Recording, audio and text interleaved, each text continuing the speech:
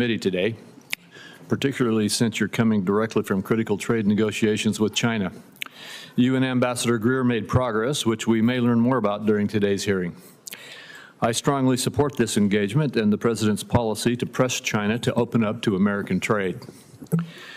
Nevertheless, the primary purpose for today's hearing is to discuss equally two critical issues: the President's budget for fiscal year 2026, as well as ongoing tax reform efforts. The President's budget and economic agenda aim to put our country back on track by cutting wasteful government spending and unleashing economic growth, simultaneously boosting jobs, wages, and government revenue.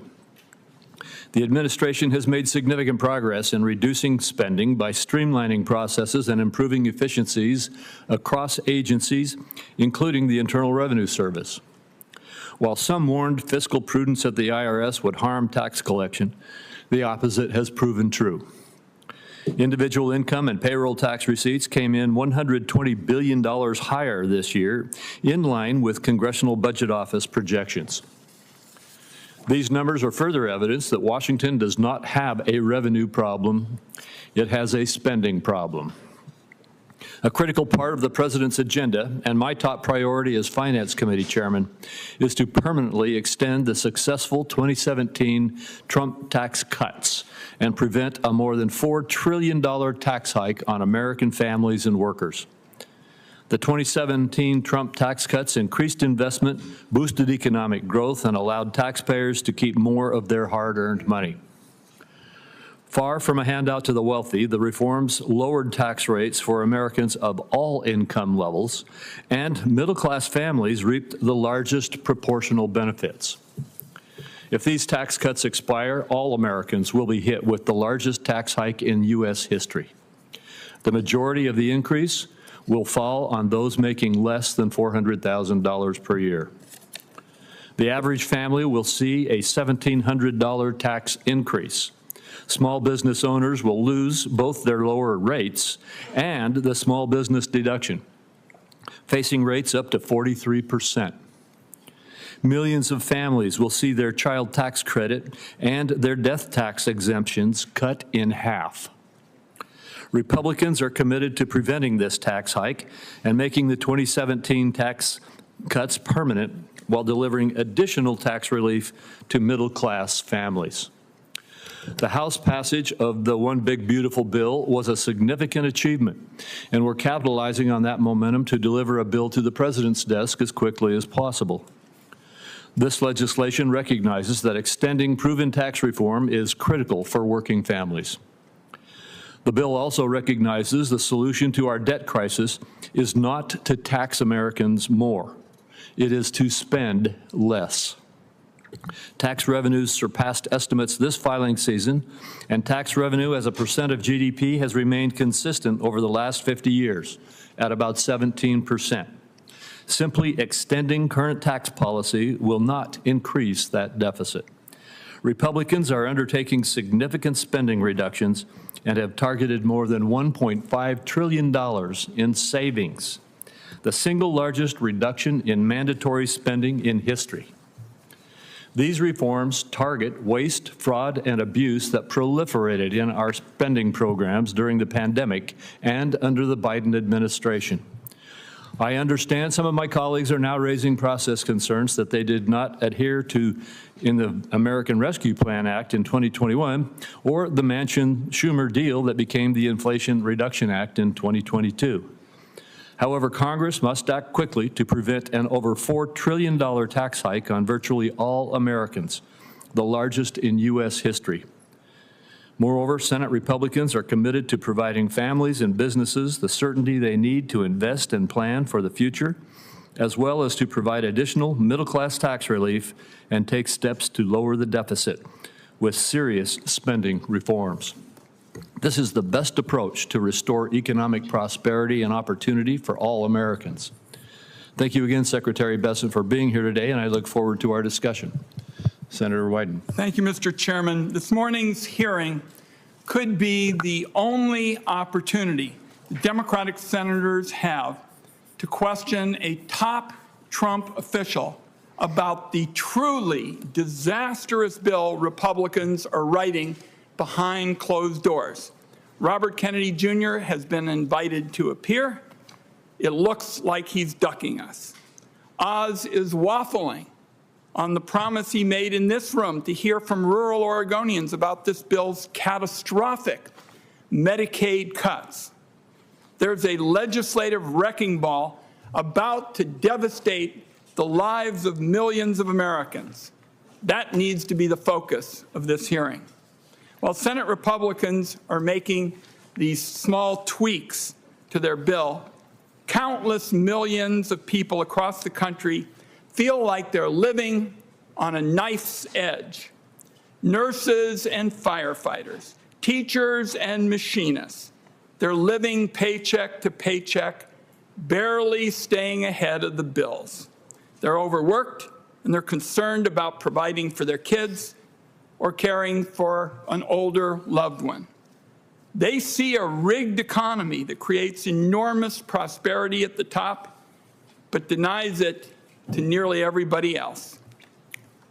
The plan Donald Trump and Republicans are scrambling to pass is going to do virtually nothing for them.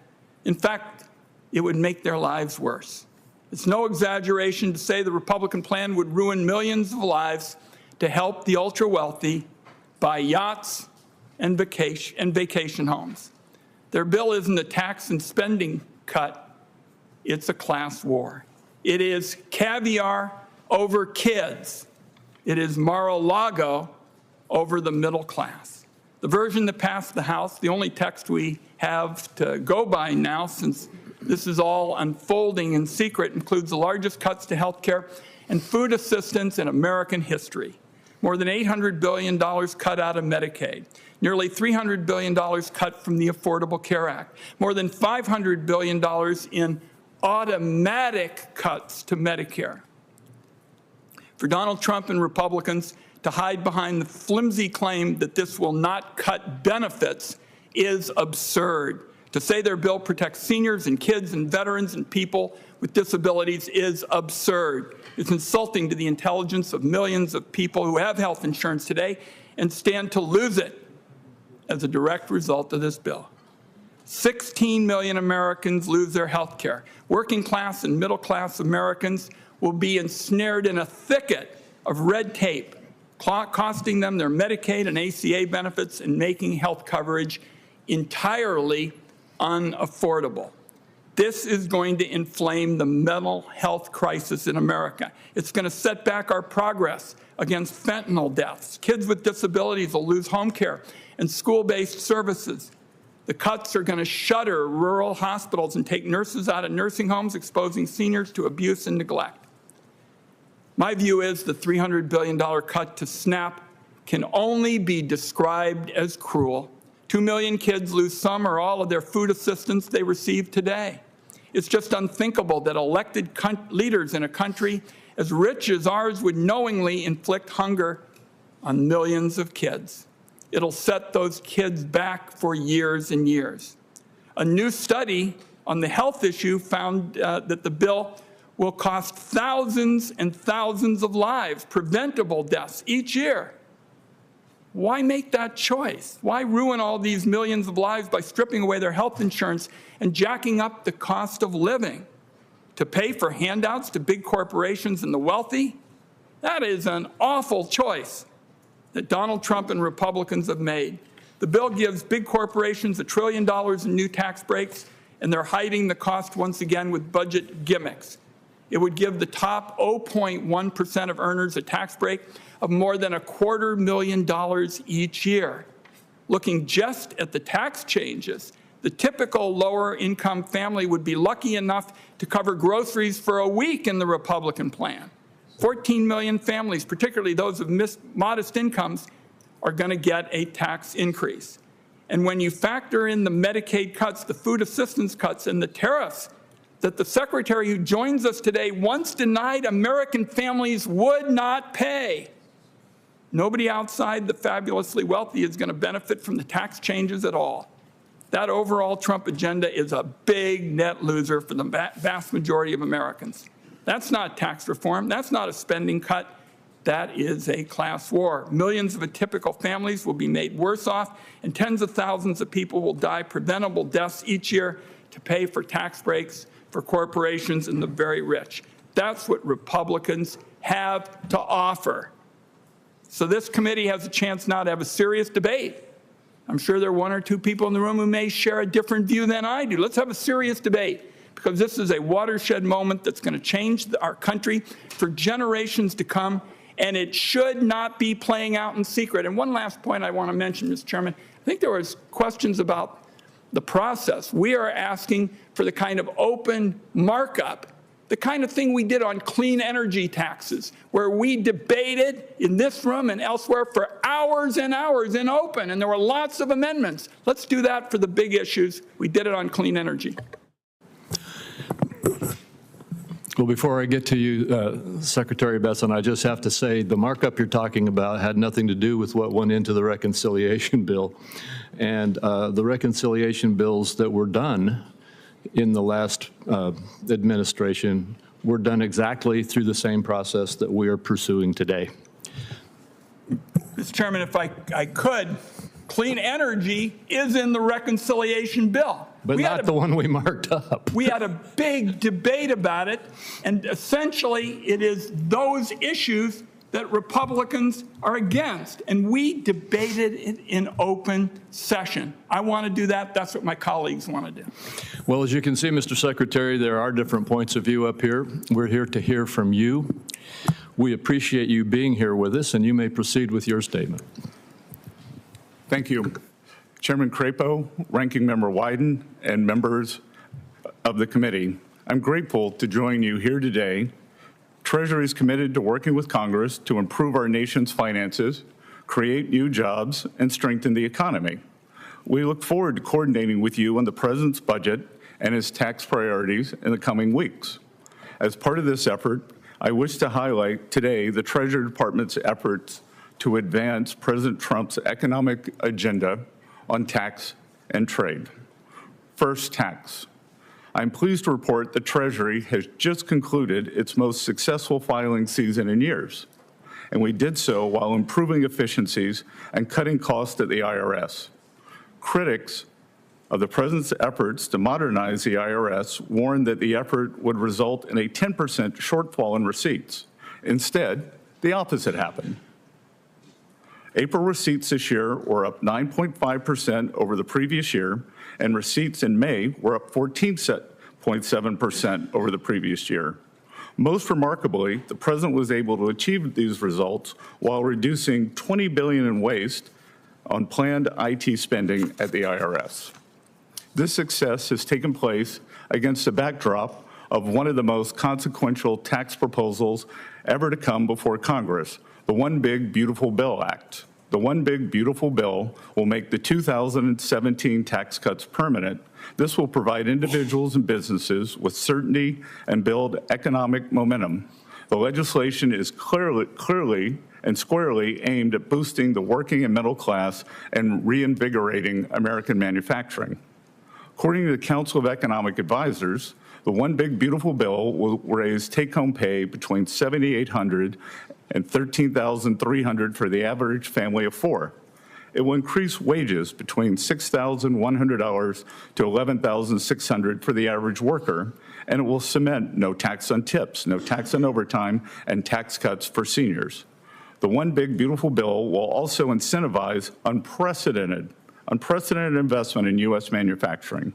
The legislation will provide 100% expensing for new factories, as well as existing factories that expand operations and support Made in America. And it will streamline burdensome permitting processes that often stand in the way of new manufacturing products. It's time for this country to start building things again, and the One Big Beautiful Bill makes this possible. The administration is grateful for the House's efforts to advance the One Big Beautiful Bill. We now look forward to working closely with this committee and other members of the Senate to get this legislation to the President's desk. Second, trade is the second topic I wish to highlight.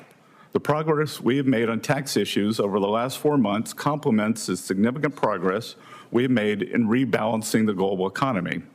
Since I last testified before Congress in May, the President announced an historic U.S.-UK trade deal.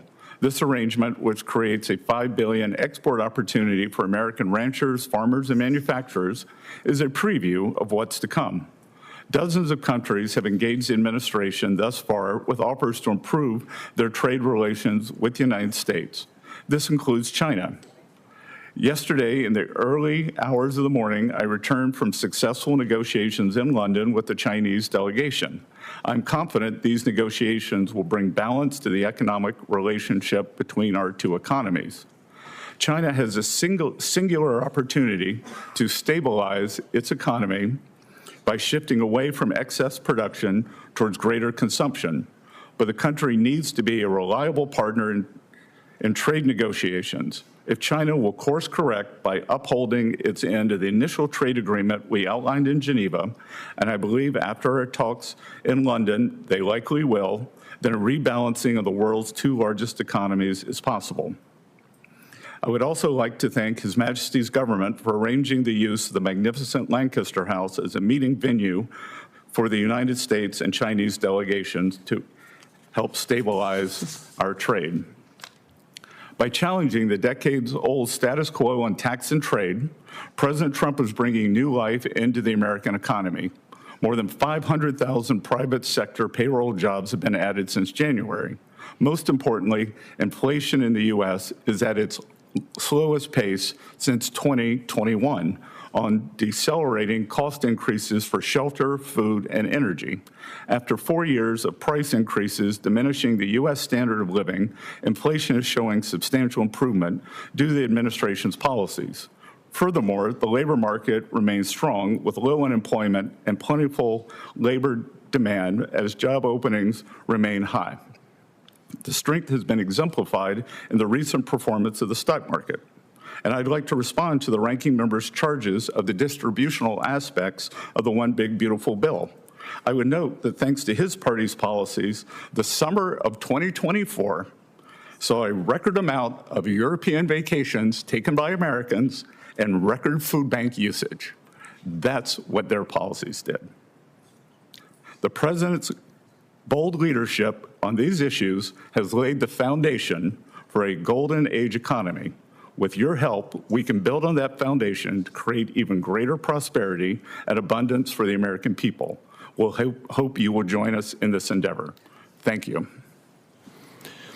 Thank you, Mr. Secretary. And I'll start out with questions. Before I make a question, I'd like to just say it is refreshing to hear you talk about the fact that the United States is finally back in the game of trade negotiations. Our former president, President Biden, proudly announced in his presidency that he would not engage in bilateral trade negotiations and refused to have a single one during his term. Now we are engaged in trade negotiations, and other countries are coming to the table to deal with this, and I was very pleased to hear your report on that.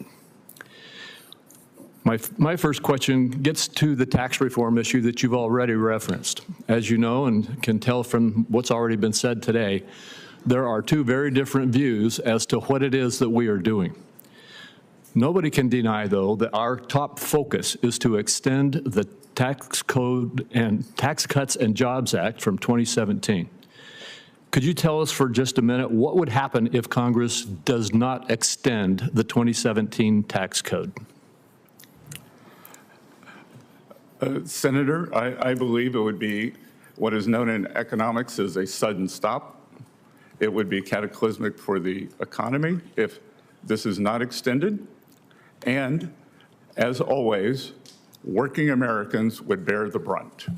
There would be job losses, economic losses in markets, a substantial increase in our budget deficit due to a decrease in tax revenues, and it is unthinkable what would happen.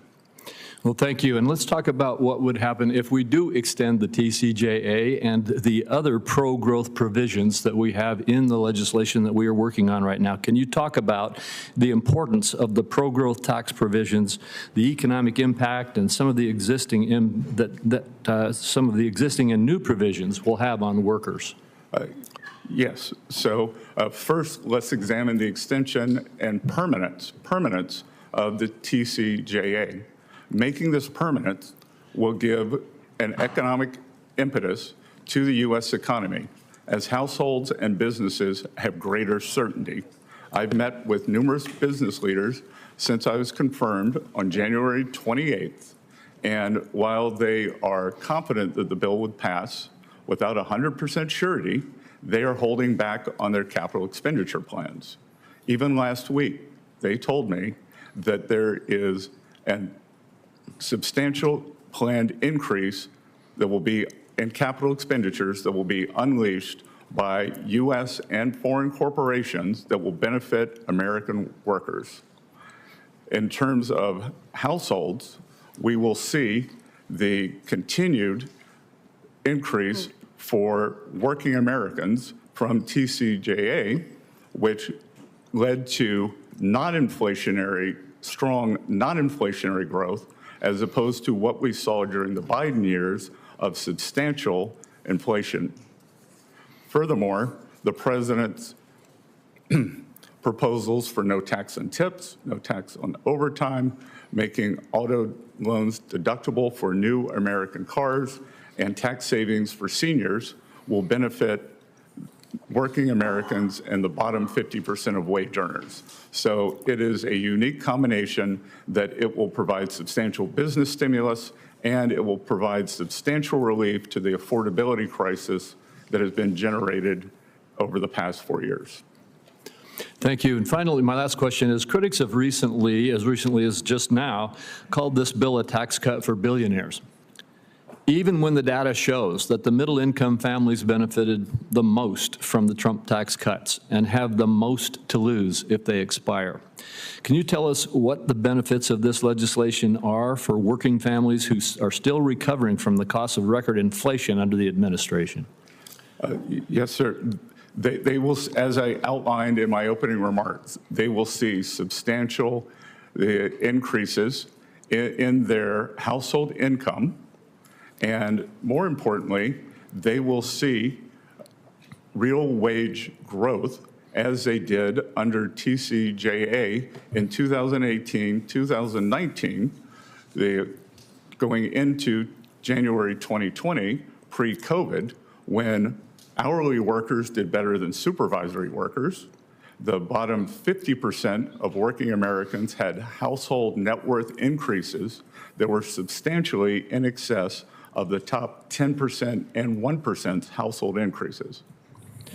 And you may not have this data at your fingertips, but my recollection is that at that time, as a result of the TCJA, the lower and middle income families had a higher percentage rate of income growth than did the wealthy. Do you have that statistic at your? I don't have it here, but that's captured in what I said, where hourly workers did better than supervisory workers. So the benefits inure to the bottom 50% of wage earners, Right, much greater than the top 10%. All right. Thank you very much. Senator Wyden. Thank you, Mr. Chairman. So, Mr. Secretary, around here we use the Joint Committee on Taxation to analyze key legislation. And they took a look at the House bill, the bill that you and the administration are in favor of. And the Joint Committee on Taxation found that under the House bill, high earners who bring in several $1 million a year will get tax breaks of $250,000. This comes from the people that we asked to do the analysis. So if we got to make choices, who are you with? Are you with those high earners that the Joint Committee on Taxation found? Or do you think it's more important that 2 million hungry kids in America have enough to eat? Senator, I think you're playing a game of semantics here. You're using absolute. Well, why don't you just answer the question? Why don't you ask an honest question? It's Joint Committee on Taxation, because we are talking absolutes, and the answer is percentages. With TCJA, the top 10% share of taxes went from 37% to 45%. I asked a very simple question based on the independent scorekeepers about who you value, and you're not responding, and I guess that's your constitutional right. Let me move on to tariffs. So at your nomination hearing, I asked you whether Americans would pay the blanket tariffs that President Trump wanted to impose, and you said no. Now, since then, a number of analysts have said these tariffs are going to hit American families like a wrecking ball, something like $2,500 a year. Major companies like Walmart, Mattel, and Ford have all suggested they're going to need to raise consumer prices as the tariffs hit them. Some companies have already had to raise prices, like Stanley Black and Decker. So here's what you said. Nobody's making this stuff up. Here's what you said. Walmart will be absorbing some of the tariffs. Some may get passed on to consumers. Your words. So, another chance on the issue. Do American consumers pay the tariffs? Again, Senator, you're cherry picking because Walmart makes decisions based on their customers. Two other very large retailers, and this is not an advertisement for them, Amazon and Home Depot, have chosen not to pass on tariffs. And there seems to be a new version of TDS, which I would call tariff derangement syndrome. And many on your side seem disappointed that there is no inflation today. As a matter of fact, we saw the best inflation numbers since 2020. So there has been nothing passed on. There has been no tariff recession. So no inflation, no recession due to tariffs. So let the record show that once again, the Secretary of Treasury doesn't think American consumers are paying the tariffs. We say to all those people who are trying to pay medical bills and food bills and the like that are still going up, they know they're paying tariffs. Let me move on to an issue. I'm sorry, Senator, but it's my time, Mr. Secretary. I'm sorry, Senator, but the data doesn't show that. Okay, we can have a difference of opinion. Data. The Senate is coping with health care choices that are enormously important. Just as a matter of your thinking, what do you think is the largest employer in rural America? Sorry? What do you think is the largest employer in rural America? The largest single employer? No, the sector. The largest industry? The sector, yes. I would assume it would be agriculture. It is rural health care. And it is why all of us up here disagree so strongly with what this administration is doing. And the tax bill is going to accelerate the closure of rural hospitals, people who basically are the key to surviving in rural, life. And our colleagues, Senator Markey, Senator Merkley, Senator Schumer, are going to release new data that hundreds of rural hospitals across the country stand to lose under the Republican reconciliation bill, which apparently you guys don't know is going to clobber the big economic engine in rural America. So I'd like to hear your thoughts about whether you're willing to make changes to protect a crucial area of the American economy. In fact, I think it is fair to say almost all of us up here, the chairman and I, for example, we have the honor to represent a big chunk of the rural West. And I want to know if you're willing to make changes so that we can protect the economic survival of these rural communities, which means their hospitals. We are quite satisfied with the health care portion of this and the adjustments to Medicaid. I would just say to colleagues, my time is up. When you're home over the break and the like, ask your rural hospitals if they're satisfied with what they're going to get in the House changes, because I think they'll tell you they feel like they're going to get hit by a wrecking ball, and that'll happen in Kansas and Oregon and all across the land. Thank you, Mr. Chairman. Thank you. Senator Bennett. Thank you, Mr. Chairman. Thank you, Mr. Secretary, for coming in today, and thanks for having this hearing.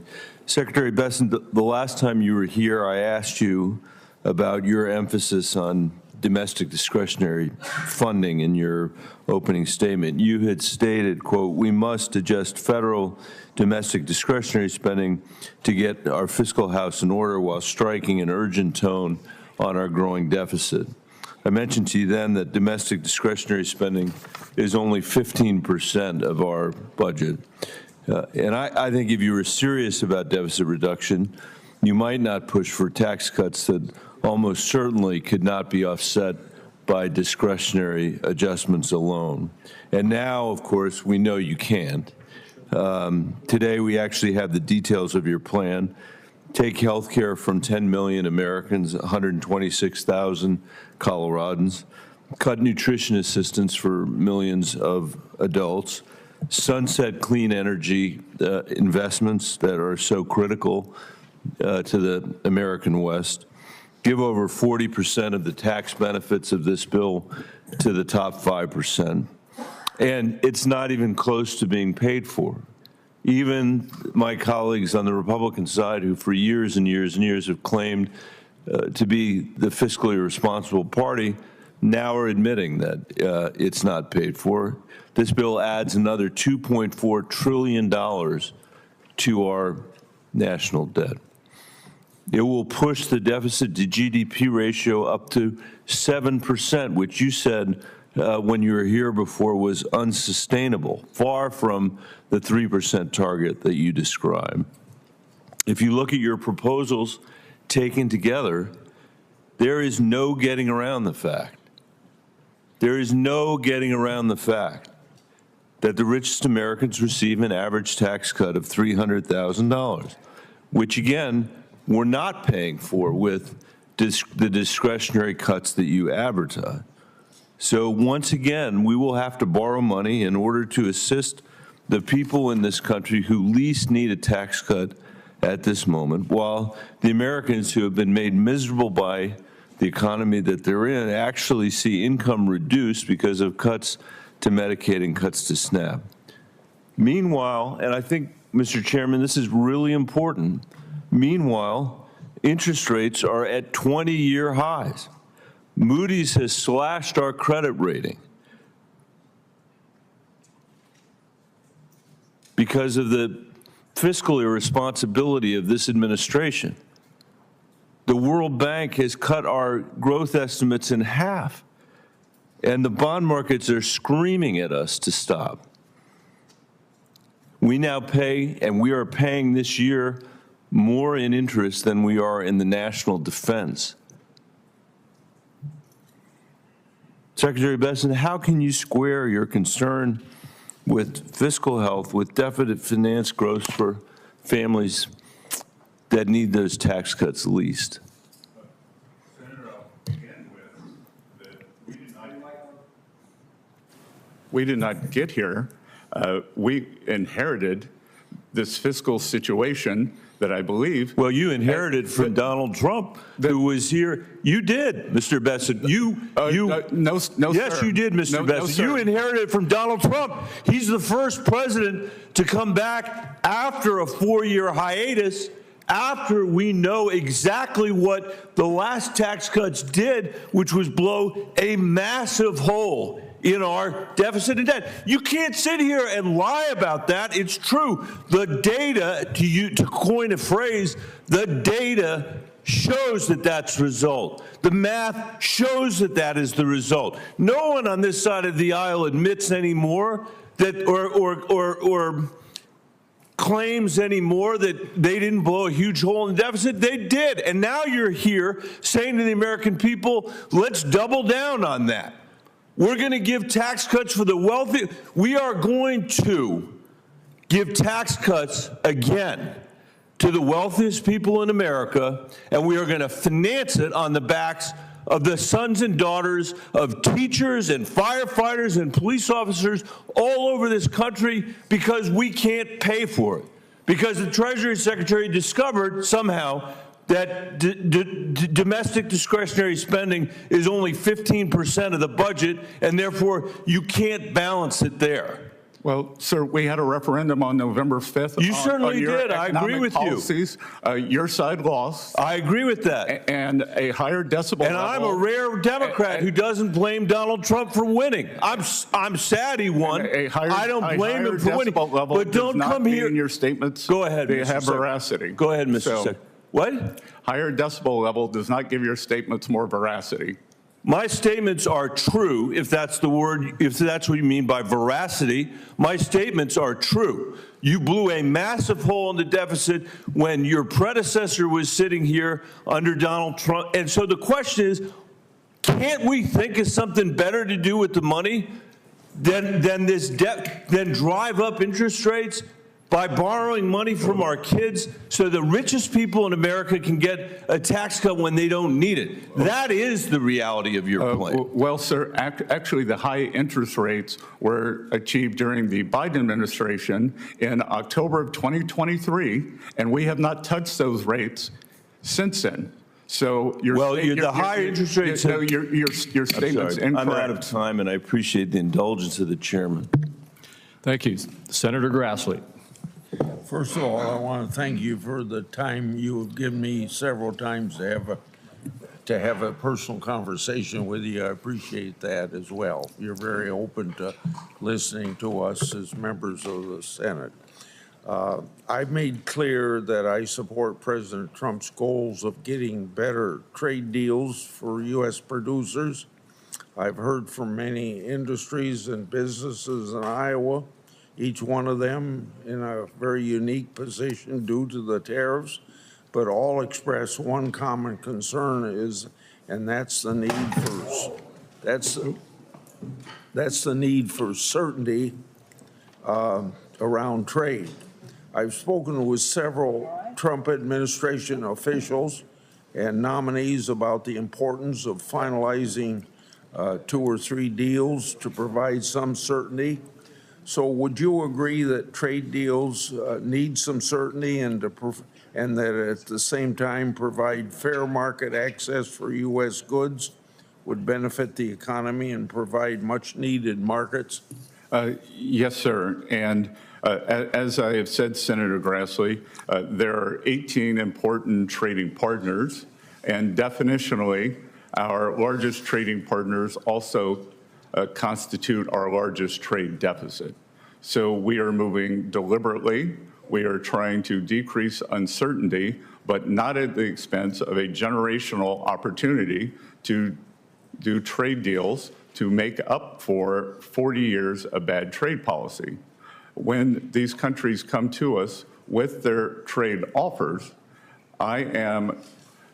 some of them have made very good offers, and I look at the list of their tariffs, their non-tariff trade barriers, the potential currency manipulation, and the subsidies of industry and labor.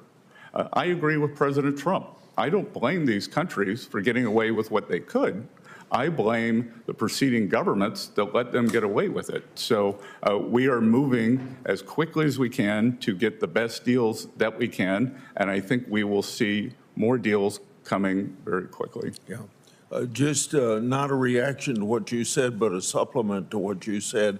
I think the sooner we could announce 1 or 2 or 3 agreements would notify to the country that you're on the right track. I don't question that you're on the right track, but I think the public needs sooner they can get that message, the better the economy would be. Now, I want to go to something that is of an interest to farmers, and I know you have said several times your interest in agriculture. The Senate Finance Committee has been working on what will soon be 45Z Clean Fuels Production Tax Credit.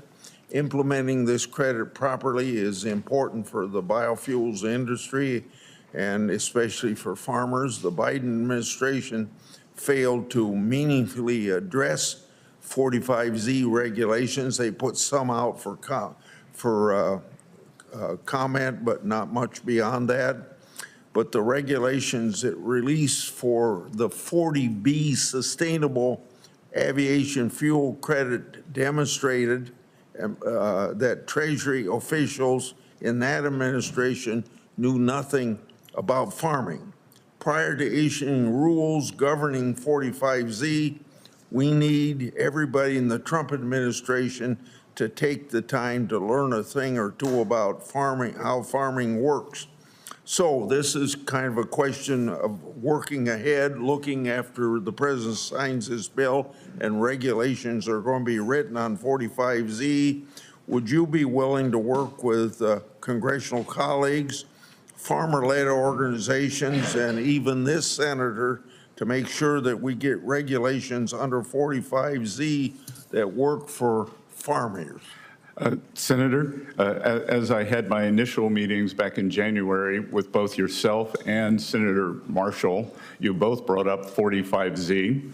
And as I mentioned, I go home and do my homework, so I'm familiar with it. I look forward to working with your office and making sure that it is implemented in the most robust way, but that it does not allow for foreign actors to have a backdoor into the program. Okay, thank you very much. A little bit, probably getting back to the conversation you just had with the senator from Colorado, the 2017 tax law provided tax relief across all incomes with a focus on the middle class. Just as important, the law included pro-growth reforms to incentivize business investment, boosting production, and leading to higher wages.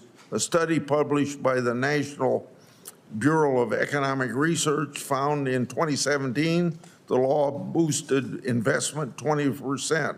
What will making the 2017 tax law permanent mean in terms of economic growth, job creation, and wage growth? That's got to be my last question. Senator, I believe that the full expensing was one of the most powerful aspects of TCJA, and that has tapered since over the past few years.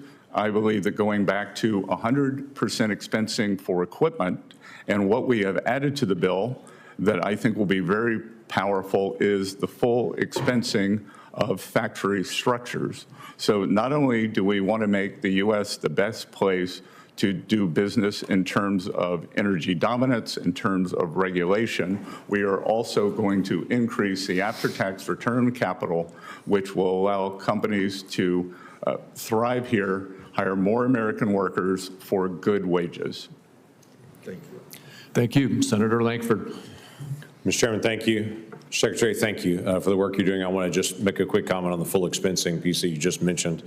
That's something I've worked on now for several years to get us to full expensing. That is fair tax policy to say to folks if they're buying more equipment, if they're adding it in, if they're investing in their workers and more productivity, that should be able to not have to be depreciated out over years, that should be taken care of that year on it. So I appreciate your comments on that. I do want to switch subjects a little bit and talk a little bit about sanctions. Last year under the Biden administration, best we can tell, the Iranian regime sold about $90 billion in oil.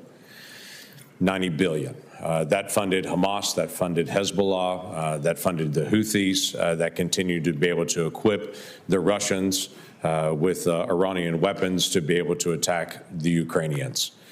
This administration has been pretty clear on trying to be more aggressive on Iran because of their nuclear program. We've had a report come out just in the last 24 hours, the International Atomic Energy Agency, saying that Iran has about 900 pounds now of highly enriched uranium, and they seem to be not slowing down at all in their nuclear weapons program. What is your plan at this point for preventing Iran from advancing economically until they stop their nuclear weapons program?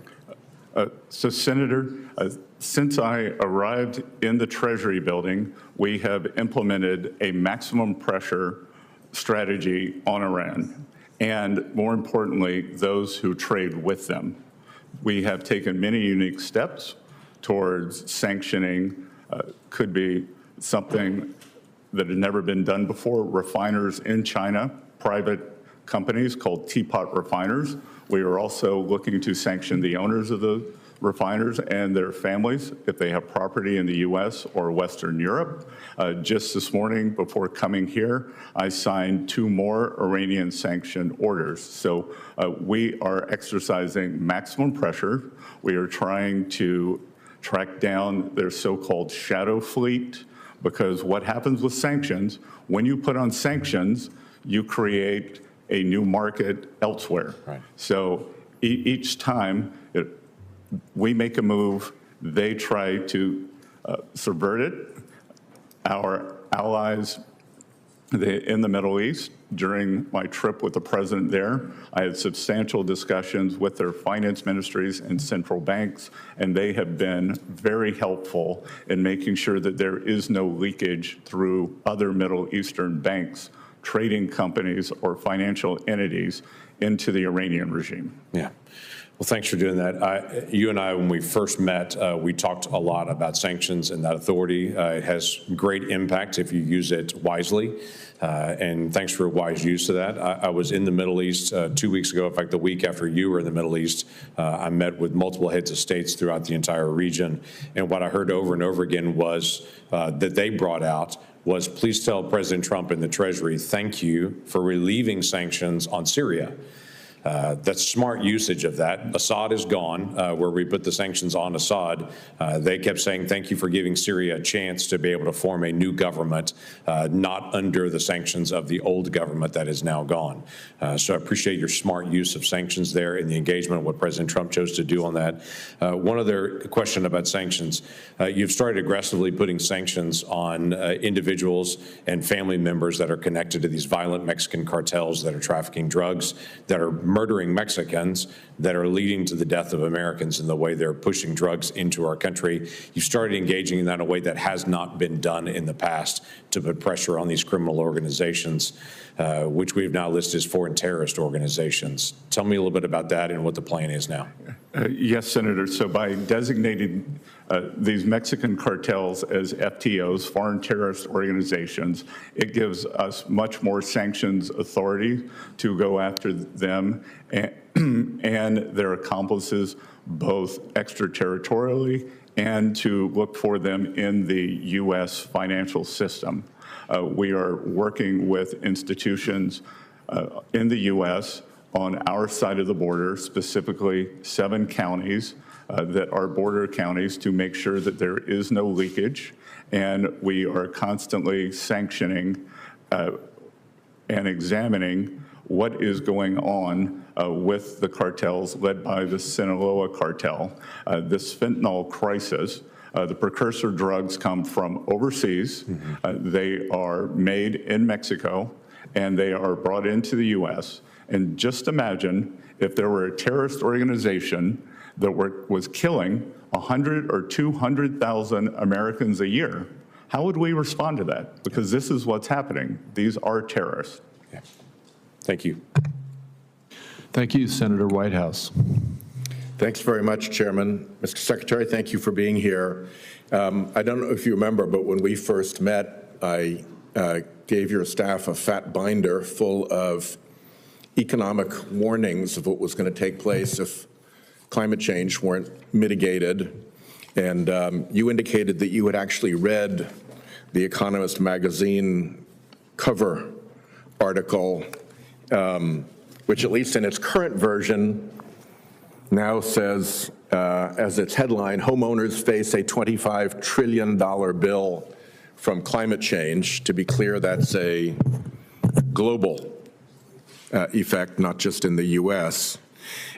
Since then, a number of other things have happened, starting on the day we met, when the International Financial Stability Board put out a warning report to the world's banking system that this climate change problem was coming at them, both in terms of reduced mortgage revenues if the mortgage markets collapse when insurance is no longer available due to climate risk, and in terms of loan-to-value ratios going south when home values fall because the property is no longer mortgageable because it's no longer insurable. So that warning has come out, and I would commend it to you and your team to have a honest look at it. Then First Street, which studies flood risk, came out with a report suggesting that we had a $1.4 trillion hit to U.S. home values looming, again, as a result of the same cascade that was originally, I think, at least best originally presented by the chief economist for Freddie Mac, who said when climate risk gets uninsurable, then mortgages become unavailable and property values crash. And his prediction was that would cascade into a 2008-style recession. That original warning was based on coastal property value risk. Now, of course, we have wildfire-adjacent property value risk that could be a similar catalyst. So I would also urge your team to look at that First Street report and evaluate it. Also, since then, Chairman Powell of the Federal Reserve came to the Banking Committee and testified that 10 to 15 years, there'd be whole regions of the country in which mortgages were no longer available because of this insurance/mortgage problem. Allianz, as I think you probably know, is, I think, the biggest insurer in the world, trillion-dollar company with enormous stakes in getting stuff right in the insurance world. And one of their board members wrote an article that I would also commend to you and your team, highlighting the danger to the very insurance model from climate risk, highlighting the danger to the real estate model from failure in the insurance model, and also predicting damage in the financial system, both from the cascade of insurance to mortgage to values to the financial system, but also because a great number of transactions in the financial system are held together by an insurance component that would no longer be available. And I would commend that piece to your attention.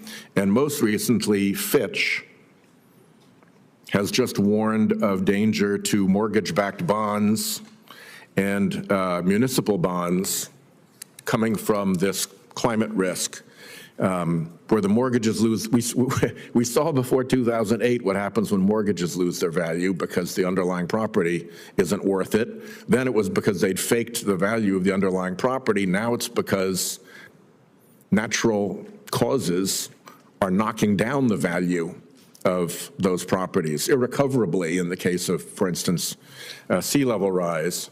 So, you know, I just am continuing to make this warning. I think these are really serious. I come from a coastal state. When you have storm warnings, you should pay attention. When there's storm clouds on the horizon, you should pay attention. So please take a look at those different articles that I've just mentioned. Your team is there to take notes. You've got the tape of this if you're interested. And have your federal insurance office and the Treasury Insurance Office take a look at this. And if you think that this is all wrong, if you think that climate change isn't real or is a hoax, if you think that it's not having an effect in insurance markets, if you think that that doesn't affect mortgage markets or that the unavailability of a mortgage doesn't damage the value of a middle-class home or that regional hits to real estate values aren't going to cause recession, then I'd like to have that argument, that conversation with you. But if you agree with me that those things are all both true and predicted, then I think we have to prepare. And I would urge you to prepare. Good. Thank you, Senator.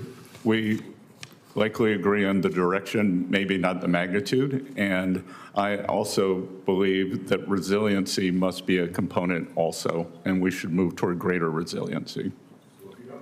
If you don't mind, when your team have had a look at those 5 articles that I mentioned, and you've got somebody who's on point on this issue, I'd like to have the opportunity to have a conversation with them. I'd be happy to, and we have frequent interactions with the 50 state insurance regulators as part of the Financial Stability Oversight Council.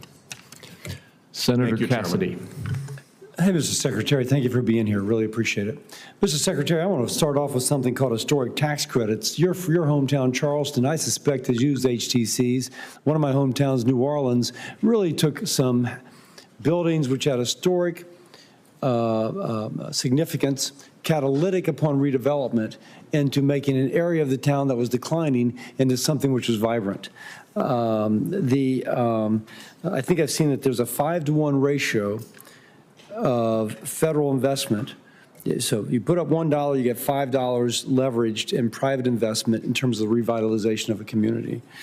But the HTC hasn't improved for about 40 years since it was put in place by President Reagan, and has lost about 25% of its value over the last decade. So I'm trying to reform it. Any thoughts about, any experience with HTCs, and any thoughts about that and its importance in terms of achieving a more prosperous economy?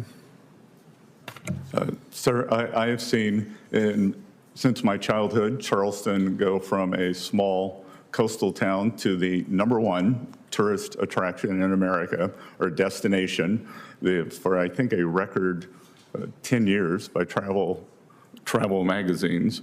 So I agree with you, and my team would be happy to work with you on technical assistance for modifications and how to make this better and increase that multiplier effect. Sounds great. From your lips to the chairman's ears.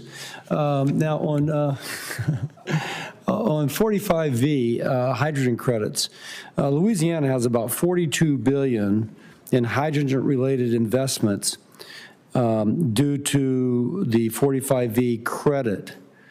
But the Biden administration kind of messed us over, in the sense they said you can't take natural gas and make it into so-called blue hydrogen by coupling it with carbon capture sequestration. And so this is just a request. If Congress maintains the 45V credit, can I ask you to commit to working with our office to address the kind of negative treatment that the previous administration did upon blue hydrogen, and something which industry really wants and is using in a variety of ways? We would be happy to work with your office on that, Senator. Thank you. You may be familiar with the next from South Carolina, but there are some multi-generational forest landowners, and they will have a tree near the end of its life cycle of growing, ready to be chopped, maximal value, and then a hurricane goes through, a flooding event goes through, forest fire, you name it, and they lose the accumulated value of 20 years. Their insurance doesn't cover the accumulated value. It covers the initial value way back when. And so it's not really the way to insure a product. We have Senate Bill 1141, the Disaster Reforestation Act, which we're hoping can correct this oversight. So as we face both wildfire and hurricane season, my request to you again is if you can help us get the technical assistance, advance this, and otherwise, if we can get it through Congress, help implement. Senator, I'm unfamiliar with that bill, but it makes sense that embedded gains should be insured, so my team will be happy to work with you. Thank you very much. One thing I've been very interested in is, and a different tact, is how our federal agencies are using computers, oftentimes with the computer language COBOL. I studied COBOL in 1979 at LSU. And the federal government's still using it. Like the federal government's the only industry that's still using COBOL. And contracts are let, and 3 years later, the company which gets the contract has not fulfilled its contract.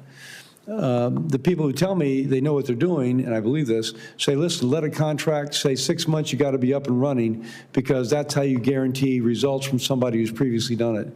Can you give us an update on the kind of technical update occurring within Treasury? Senator, I learned COBOL in 1980 in college also, and I will tell you that these tech updates are both shocking in their efficiency, but more shocking in the waste that has gone into them. The Treasury slash IRS systems, mainly the IRS, began a tech update in 1990 that has cost upward, we may be approaching $50 billion 3.5 billion per year is spent, and there is no end in sight. We are working diligently to have that system off of COBOL and into a workable modern programming language by the end of this administration. Praise God. Thank you, sir. Senator Warner. Thank you, Mr. Chairman. Mr. Secretary, always good to see you. Thank you for your service and your busy travel schedule. You know, if it's me, I'm going to raise an issue that I share with a lot of folks on this committee, but particularly my friend, the chair, around CDFIs. You know, Senator Crapo, who is the co-chair of the CDFI caucus, you know, broadly bipartisan. We got 28 senators, equal number of Ds and Rs. You know, this should be a no-brainer, and I appreciate in private and in these testimonies that you've reaffirmed the values of CDFIs. So I was more than a little bit surprised, since we get an 8-to-1 leverage off of every federal dollar that goes into this public-private partnership, when the administration's fiscal year 26 budget seeks to cut the CDFI programs by over 50%, number one. And at the same time, the Department, Treasury, seems to be slow-walking the deployment of the existing 25 funds, since 75% of them have not been, of the appropriated funds have been actually obligated and spent out. So first question is, should be a really easy no-brainer. Can you go ahead and commit, yes or no, that the administration will follow the law and go ahead and obligate the unspent 75% of the fiscal year 25 CDFI funds? Senator, this is the first I heard of it. I will commit to having an answer to you. Well, I just say, listen, I have great respect for you, as we know. It's against the law to withhold appropriated funds. You've been supportive of this. I'll even, if we need to, I can get the chairman to nudge you a little bit as well. But you know, it is concerning to me that 75% of the funds. Senator, this is the first I've heard of it. I've consistently stated that. No, you've been great. So let me just go to we will have an answer to you by the beginning of next week. Okay. And Senator Warner's right. That's my next question if I had one. So. Thank you. So let's go to the 26 fiscal year budget, where you're cutting CDFI fund by over 50%. And I guess I don't get it. These are 8-to-1 leverage funds. Every federal dollar get a great leverage return in the private sector. You know, there was a review by which was fine, of CDFI and how they were going or not was going. And, you know, your department has affirmed to both Senator Crapo and myself and all of our colleagues that the CDFI fund programs are statutorily sound. So if they're statutorily sound and they got an 8-to-1 return on every federal dollar in terms of affecting underserved communities, why be cutting the whole program by 50% in fiscal year 26? Yeah, so Senator, I understand the bipartisan support. We have created a new $100 million award program for rural communities. So I hope using that, we can rebuild the seat. Well, I would ask you to take a look, because I know about the rural program, and I support rural CDFIs, but there are suburban needs, there are urban needs, and I just really think, and I know you support what Senator Crapo and I and others do, this 8-to-1 leverage. I hope you will go back and take a fresh look at that. I think this is one of the areas where there is huge bipartisan support, and we ought to not walk away, and I'm grateful for your willingness to take a look at that as well. I want to move to another one that we've talked about. I think one of the things about our system, and we all know we need ways to improve taxpayer compliance and make things better at the IRS, but I think our whole system works on voluntary compliance. And we've got about 85% of our citizens pay their taxes on their own. I think that's a lot contingent upon their trust that their personal data is not going to be manipulated or used elsewhere. So I've raised this with you, and a number of written letters on this. We've been hugely concerned about the Doge boys coming in and potentially accessing this information. And I can tell you, I hear from taxpayers regularly in Virginia who are afraid about whether they should go ahead and work with IRS going forward. We wrote to you in April. We wrote to the acting commissioner, Faulkender, on this issue, and he basically said nothing to see here. So this notion that data is going to be protected, but at the same time, the IRS Doge boys came up here and at the staff level briefed about the fact that they are creating these tools to suck out information. And my just couple last comments, I've actually put a bill in to try to increase the penalties on misuse of that private information. But can you again, in front of us, assure us that the private information of citizens that will get us that 85% voluntary compliance will not be abused in terms of the Doge process of sucking out this IRS information? So, Senator, what you're referring to is 6103 of the IRS code, which ensures taxpayer privacy. And as I have said, some enthusiastic people, I think, had the motto, move fast and break things. At Treasury, we move deliberately and fix things. And we have made sure that any access is compliant. And we are, I've repeatedly said, collections, privacy, and customer service. And on the privacy aspect, as you know, there was a leak in the previous administration through a contractor who is now in jail. I can't remember whether he was fined $5,000 or $10,000. We do not know the terms of his plea deal, but I would support an increase in both the monetary penalty and the jail time. Absolutely, and we work together on my bill. Last one of my time's overrun, but there are huge concerns, at least in my state, that these Doge boys are sucking that information out, and I think you'd find in individual conversation with other senators, this is not unique to Virginia. Thank you, Mr. Chairman. Senator Johnson. Thank you, Mr. Chairman. Mr. Secretary, welcome. I think it's pretty interesting that our colleagues on the other side of the aisle now, when they're not in charge, are all concerned about massive deficit spending and the impact that'll have on everyday Americans. I think it's appropriate to have a little history lesson here. I put together a report. I've given you a copy of it. We'll talk about it a little bit later.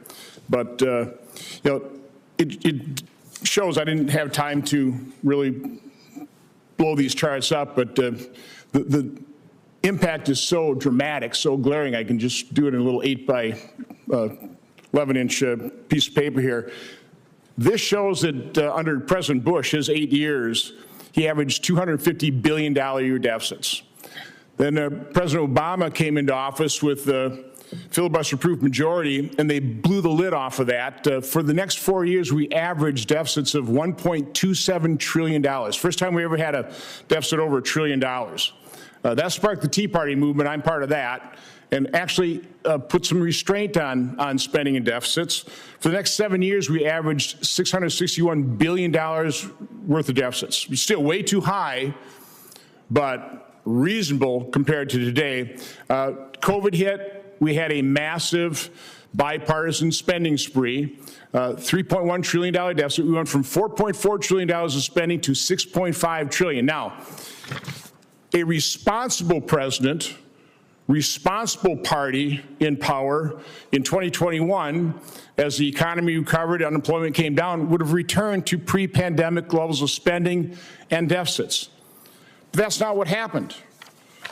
Instead, under President Biden and Democrats in charge, they averaged $1.9 trillion worth of deficits.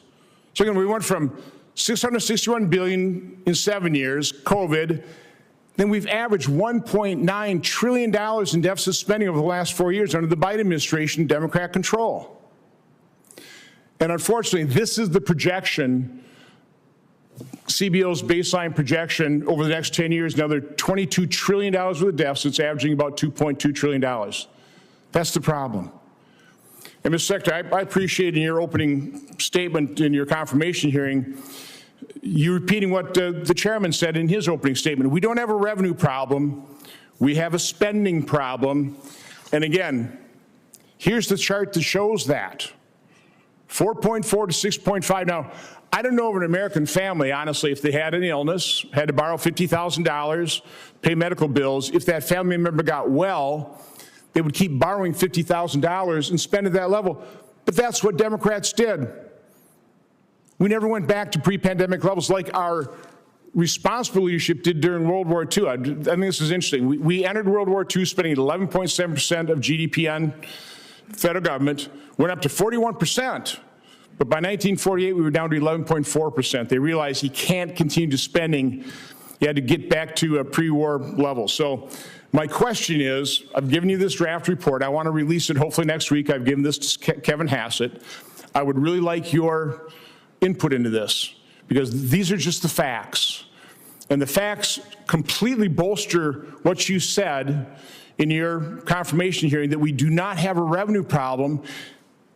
We have to promote economic growth. It's a primary component of a solution, but we don't have a chance of returning to a balanced budget if we don't return to pre-pandemic levels of spending. And I've laid out a number of options going back to Clinton in 1998, Obama in 2014, President Trump in 2019. Leave Social Security, Medicare, and interest as they are, as you spend, but all their outlays, actual outlays, increase them by population growth and inflation. We literally would have a baseline spending somewhere between $5.5 and $6.5 trillion. And if we actually return to that 6.5 over 10 years, we might get down to something like a $500 billion deficit again with 3% growth. Again, it's all contained in here. I really would appreciate your input, but do you just have a comment on that? And can you give me some assurance you provide me some feedback and input? Senator, I always give you feedback, and thank you for this. And look, as I said, I'm committed to changing the trajectory of this, and there are two ways to do it. There is through spending restraint cuts and through growth. And I think that is a very difficult calculus to achieve. We are trying to navigate that calculus. So as you said, 3% growth will change the trajectory. We must fix spending, but what I have also said is we did not get here overnight. I have gained about 10 pounds since inauguration. I'm not going to cut off my arm to get back to my January 20th weight. I'm going to eat less, exercise more, and that is what we are trying to do with the federal government. No, you were left with four-year average deficits of $1.9 trillion, spending that now exceeds $7 trillion when just 6 years ago it was $4.4 trillion. So no, you inherited an enormous mess.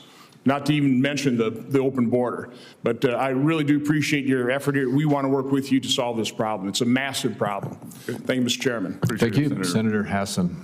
Well, thank you, Mr. Chair and Ranking Member Wyden, and good morning, Mr. Secretary. Thank you for joining us this morning.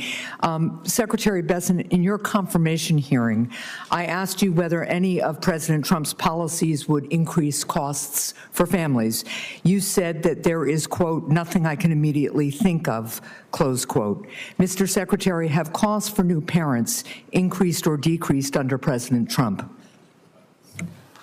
I'm not sure how you're defining that, but overall inflation is down for the first time in 3 years. Well, let me provide you with some data then. The answer is that costs have gone up for new parents.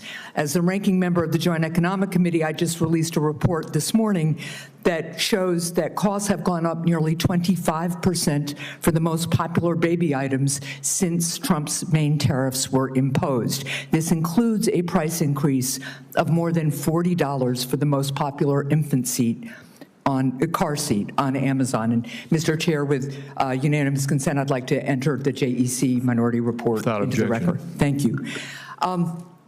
Secretary, with his reckless tariffs, the president has imposed a 10% national sales tax on imports into our country. So, Mr. Secretary, do Americans pay tariffs? Senator, thus far, we have seen no price increases due to tariffs. Well, what I just asked you was whether Americans pay the tariffs. Again, as I told the ranking member, Walmart has decided to pass along some portion of the tariffs. That is a private decision. Amazon and Home Depot have not. Well, let me just tell you, let me tell you what's happened to one small New Hampshire business. And can we have the charts up here? Because you're essentially testifying that Americans don't really pay the president's across the board 10% tariffs.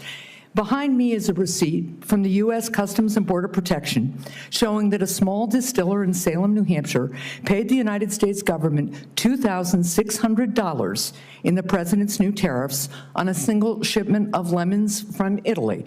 And I have the same receipt for about the same size shipment that they had before the tariffs went into effect. And that $2,600 was not on the receipt back in, I think it was March. So, since you testified that Americans don't pay the president's tariffs, will the Treasury reimburse this New Hampshire small business for these tariffs that they paid to the United States government? Again, Senator, a luxury product from Italy, I think we have to look in the aggregate, and the aggregate is showing us that thus far, contrary to many wishes, that there has been no inflation from tariffs. So first of all, this is a small distiller in Salem, New Hampshire that employs people. And now it's got a monthly or bi-monthly expense of $2,600 it didn't have. And it's either going to,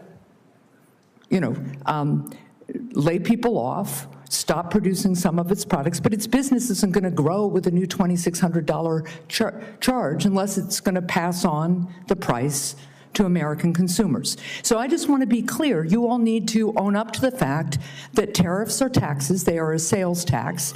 I think you noted in the Oval Office recently that the president's tariffs would raise $2.8 trillion over a decade. I was quoting the CBO. So, okay, so the CBO now says it. So that's now about a $3 trillion tax that Americans will pay. No, ma'am. A sales tax. Much of that is being absorbed by the producers. Well, that certainly isn't true for new parents.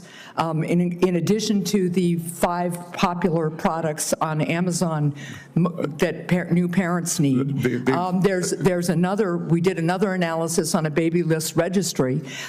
New parents in America will pay total over the next year about $875 more for their products than they would have paid before the president's tariffs. Now, lastly, I just want to note that the CBO has made clear that the Republican budget bill will take away health care from millions and millions of Americans, both Medicaid coverage and the Affordable Care Act coverage. Not to mention, it will trigger a $500 billion cut to Medicare that will impact providers and rural hospitals. And it will add trillions of dollars to the national debt. So, Mr. Secretary, this is all to pay for massive tax cuts to millionaires and billionaires. Why, sir, do you need a tax cut at the expense of health care for millions of Americans? Well, I would dispute those numbers. 1.4 million illegal aliens receive Medicaid. But the CBO, first of all, they don't receive federal Medicaid dollars. And secondly, the CBO says without counting that, it's still, I think, 11 or 12 million Americans who are going to have their health care ripped away so that people in your income bracket can get massive tax breaks. I think that's un-American, and I think that's unfair, and I think the American people understand that, too. Thank you, Mr. Chair. Mr. Chairman, just 10 seconds. Senator Hassan, thank goodness for bringing tariff receipts. Senator Cantwell. Oh, thank you. Thank you, Mr. Chairman. Good to see you, Secretary Bessent. There was the Wall Street Journal seems to be doing a daily editorial about the president's trade policy. Yesterday or maybe it's today, about the strategy or lack of strategy. So I just wanted to see if I could, thank you. I wanted to see if I could get your thoughts on that in the sense of, do you believe in a rules-based trade regime? I believe that the international economic system has failed the American workers, Senator. And for too long, we have adhered to a system that does not work And I believe in Einstein saying that doing the same thing again and again and expecting a different outcome is the very definition of insanity. Okay, so I'm trying to get a philosophy here, but I think you just gave it to me, so I guess you just gave it to me. I don't understand how we in the United States don't win without saying that we're going to have a rules-based system. I mean, part of how we win is we get more people on our side about the rules and set the rules and then make everybody adhere to them. So if it's not rules-based, then it becomes more ad hoc in the process, and that's why I think it is troubling and hard to follow. So I guess I don't need to ask more about multilaterals, because I don't know. Do you think the administration believes in multilaterals? I believe that we attempt to use multilaterals, but I believe that it has failed the American people. We have these gigantic trade deficits. There is something called the China shock, and workers were left behind, and working Americans have suffered because of this. So, here, Senator, as an example, China, the second largest economy in the world, in this multilateral system that you seem to like, is considered a developing country. Under what measure are they a developing country? I personally believe in bilaterals, multilaterals, but I represent a very trade-dependent state, so I want to open more markets, and I also believe that the economy is way bigger outside the United States than inside the United States. So I'm just trying to get what the philosophy is, of the administration. But you've answered two questions, very helpful in that. Can I ask you a few more? One, I wanted to know whether the investment tax credit, we have a investment tax credit that we made as part of the CHIPS and Science Act. That is the 48D Advanced Manufacturing Investment Credit. And these are important for us in our competitiveness. And do you believe that this 48D tax credit should be extended? I'm unfamiliar with that. I will get back to you, but I would note that I believe it's substantial that it has not worked. That we well, it hasn't been in place very long. Hasn't been in place very long. So part of CHIPS and Science was let's attract this sector in competition to what other countries were doing back to the United States. And so there were investments that did that, but there was also a tax credit to help level the playing field against those other countries to make sure the United States was receiving that investment in the United States. So just if you could. Well, I will get back to you, but I believe that may have also included many bells and whistles that even Secretary Raimondo experienced or expressed great frustration in making this provision work. On the 48D tax credit, do you gentlemen, I think you're both supportive of it. I don't think that's right, is there? This may be the one that Senator Wyden and I got in the bill. Yes, so I'm just, okay. Well, maybe we'll give the Secretary a little more familiarity and you can come back. Well, if you give me more familiarity, yes. Yeah. I may be conflating it with the CHIPS Act. Yeah, okay. TikTok, next week is the 90 days are up. And clearly China is trying to make this part of the negotiation, but we would like the law to be enforced. We passed it. What is your, where are we with meeting this deadline that was set next week? And what do you think is the, how does this relate to the broader negotiations? I have no visibility into TikTok. I can tell you it was not discussed at the meetings in London. Okay. So we will try to get some information from somebody else in the administration about that. But next Friday, I think, is the deadline, and the Chinese keep seeming to use it as some sort of, so it's good to know that they didn't bring it up. Okay, thank you, Mr. Chairman. Thank you. Senator Blackburn. Thank you, Mr. Chairman. Mr. Secretary, thank you for taking the time to be here today. And I want to say thank you for the outstanding work that you have done on behalf of our nation as you have tried to help with trade negotiations, as you have looked at policy that affects each and every one of us. I do want to talk a little bit about economic growth and tax fairness, tax relief. I think as we look at extending the TCJA, and of course, it's interesting that many people don't realize that this is really a Tax Cut and Jobs Act 2.0 that we are debating and we are getting ready to pass. And we all know the CBO is consistently wrong when they give us numbers. They use static scoring. They do not use dynamic scoring. They never assume that taking an action is going to give you a positive reaction. And it causes the CBO to be wrong. And we repeatedly see this. We chuckle about it sometimes, and it's why people like me think that we need to have a range and look at what CBO says and then what other outside entities have. But when we talk about economic growth and we look at what happened in our nation after 2018, and then we look forward as to what has happened, we know that tax receipts last year were at their highest, and we know that much of that came because of the TCJA's passage, and that we need to make those cuts permanent. Yes, ma'am. So that we continue and we spur economic growth.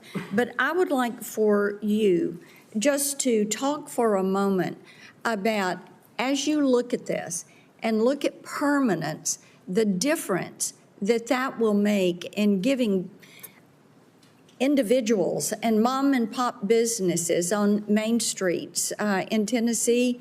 Most of our jobs are small businesses, addressing these pass-throughs. So I'd love for your comment on that. Well, first of all, Senator, I'd like to congratulate you on what I would call the Tennessee economic miracle in terms of, I was recently in Nashville, and it's just all the hallmarks of a boomtown with controlled growth, prosperous, the business community, happy citizens, and everyone in the income distribution doing well. Permanence is essential, and when we pass the one big beautiful bill, what will happen here is we will no longer be talking about tax cuts.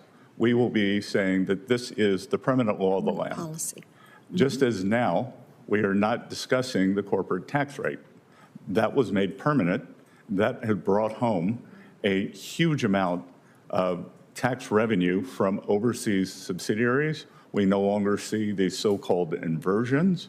I talk to companies almost daily as the CEOs come in to see me, and they tell me that they are paying a much higher percent of their global income in the United States because of the certainty in the corporate tax rate.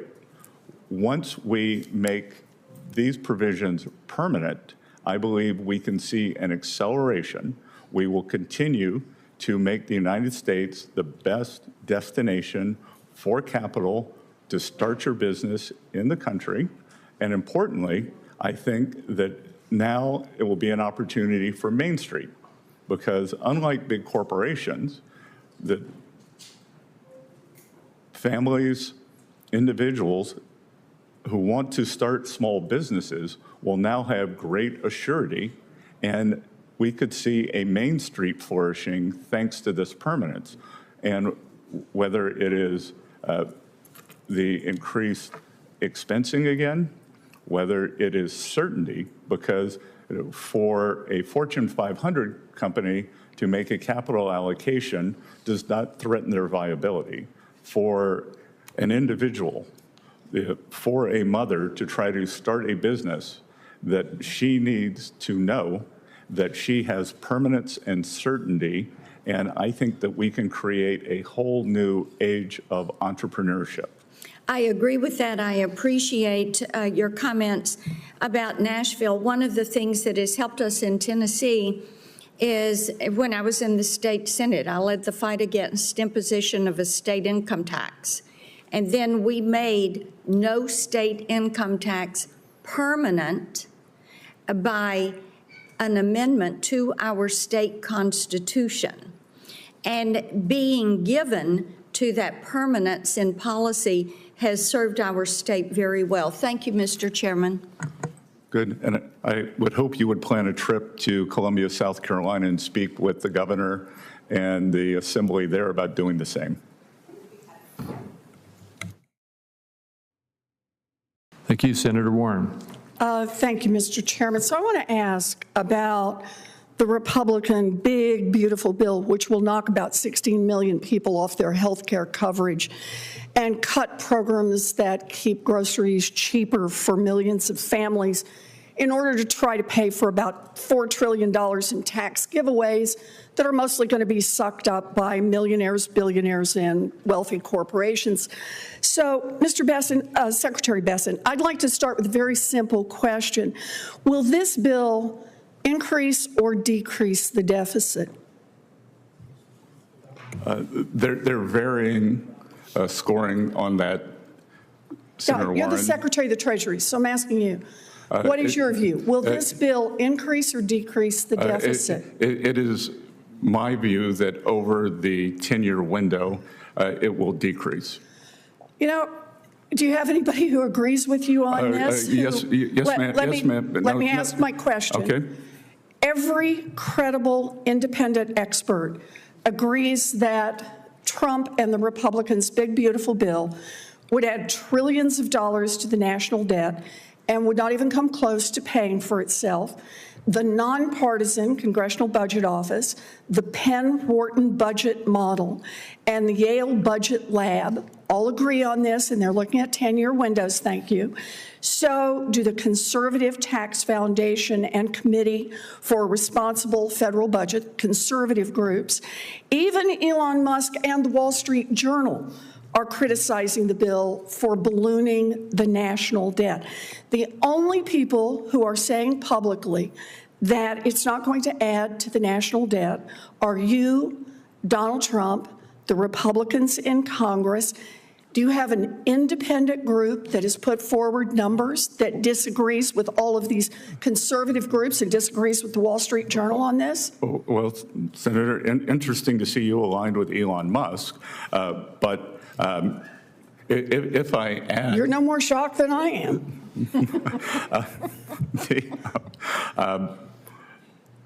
If we want to take the full congressional budget scoring, they predict, and I don't agree with their methodology, they predict a $2.4 trillion deficit. But okay, so the answer to the question is yes. No, but may I finish? They include that, but they've also scored $2.8 trillion in tariff income. So even in Washington, D.C. math, okay, so, in Washington, D.C. math, that is a $400 billion surplus. Okay, so let me make sure I understand. This bill, you admit, will increase the deficit by $2.4 trillion, but you think there will be another bill and another set of agreements that somehow materialize, haven't materialized so far, don't have any statutory authority, but that will make up the difference. So the answer to the original question, will this bill increase or decrease the deficit? I think you just said it will increase. This bill increases the deficit. No, I want to use all the CBO scoring, and you can't take one without the other. I don't agree with the CBO. One is the law that we are scoring, the bill that is in front of us. We don't have a tariff bill in front of us to score. Mr. Secretary, let me go on to the second question. You have said that government spending is, quote, out of control. You have also called government spending, quote, unsustainable. In fact, in the name of fiscal responsibility, you're working with the Republicans on this big, beautiful bill to pass the biggest cuts to Medicaid and the Affordable Care Act in American history. So, Mr. Secretary, help me understand here. Why is the national debt so very important that you're trying to kick 16 million people off their health insurance, but increasing the national debt doesn't seem to matter if you're cutting taxes for billionaires and billionaire corporations? Well, first of all, huge portion of this goes to family-owned businesses that are pass-through entities that are below that level, Senator. And I am sure you share my goals of Main Street prosperity. You know, I'm glad to do tax cuts for people of modest means. The question I'm asking is, why does the deficit not matter to you? We're talking about knocking 16 million people off their health care, but it matters not, it does matter to you if we're knocking people off their health care, but not. Well, first of all, that figure is overstated by 5.1 million. That is amount not attributable to provisions in this bill. So you think it's okay just to knock 10 million people off their health care? First of all, let's set that straight. Work requirements account for 8 million of CBO's claim number. Again, we're creating an economy that promotes and rewards. It's clear, Secretary Bessent, that you don't want to answer the question. No, Senator, I am answering it. No, you're not. And what I want is for Medicaid to be used for mothers and children as it was meant, not for 1.4 million illegal aliens, not for able-bodied people. Medicaid is not used for people who are not documented. Mr. Chairman, I just want to say here, the part that troubles me the most is that the Secretary is deeply worried about the deficit and is willing to knock 16 million, or he says merely 11 million people off their health care. Matters so much, but it doesn't matter so much if you're cutting taxes for billionaires. Then it's okay to run up a big deficit. I think that's wrong. We do have some differences of opinion. However, we also have a time crunch. I'm going to ask the remaining senators, and including any of mine who show up, to stick with the 5 minutes, please. And next is Senator Smith. Thank you, Chair Caripo, and I will stay within my 5-minute allotment. Thank you. I want to just start actually out by making an observation, which is that there seems to be an argument here today, the Republican argument, that somehow we can't give middle-class tax cuts without also giving big tax breaks to billionaires. So I just want to be clear. I think I probably speak for everybody in my caucus that Democrats want lower taxes for middle-class, working-class people. We just don't think that the price for that should be giving, in this case, the top 0.1% of income earners $400,000 in tax breaks while we're taking health insurance away from 16 million Americans because of Medicaid and because of the Affordable Care Act changes and cutting nutrition support. So I just want to be clear about that. That is, the choice is not no tax breaks to middle-class Americans, because we're in support of that. But I want to ask you, Secretary Bessent, I want to follow up a bit on the questions that Senator Warren was asking. One of the features of the big, beautiful bill is significant, I would argue historic, cuts to Medicaid. You no doubt know that Medicaid is the largest health insurance payer in the United States. That's according to the American Hospital Association. It's the largest provider of mental health care coverage in this country. What percentage do you think is people on Medicaid that can work, do work? Do you have any thought? Do you know what that percentage is? I'm trying to... Well, work requirements account for 8 million of the CBO's claim numbers, so they seem to think that 8 million people could come off. So I'll tell you, this is data from the Kaiser Family Foundation in 2023. 92% of Medicaid adults under age 65 are working already. And so what is happening here is the big, beautiful bill is making it so much harder for people to get the health care that they deserve that they just give up. But I want to ask you what impact you think this is going to have on the economy. So you've got health insurance that is taken away from 16 million Americans. My question to you is what happens next? Because, you know, the data shows that when people lose their health insurance, uncompensated care goes up. That's the issue with rural hospitals. Medical debt goes up. People delay care and they ration their medications. People get sicker. So this has a direct impact on medical debt. Do you have an idea what the current medical debt is in the United States? I do not, but I will tell you that I believe that that number you're giving is overstated by 5.1 million, and it's simply the Democrats' scheduled expiration of Obamacare subsidies, and you should have extended that when you were in control and didn't. I'm not going to argue with you about whether it's, you know, how many multiple millions of Americans are going to lose their health insurance. I like precision in numbers. Well, I will believe in the precision of my numbers, okay, Secretary Bessent, but I can give you some precision about about what the medical debt is in the United States. It is $220 billion. That is, again, according to the American Hospital Association. So let me ask you, how do you assess the impact of additional medical debt on American families, Minnesota families? What impact do you think that has? Because it seems to me to be pretty significant. Well, Senator, we are trying to bend the curve on medical cost, and I believe that the medical expenses are out of control. We have seen but you're not controlling medical expenses by taking insurance away from people. You're just shifting the cost to hospitals and individuals and uncompensated care. We are trying to make sure that individuals who can work do, and we are trying to get the program back to the mothers and children it was meant for.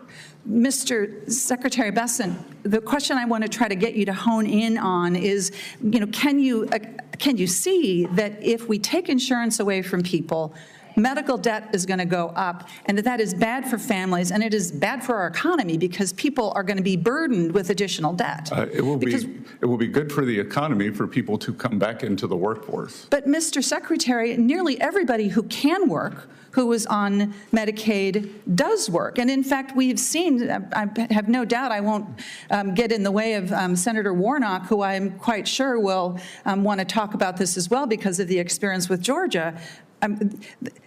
You're not saving money. You're just shifting cost to other places by taking health insurance away from people. Mr.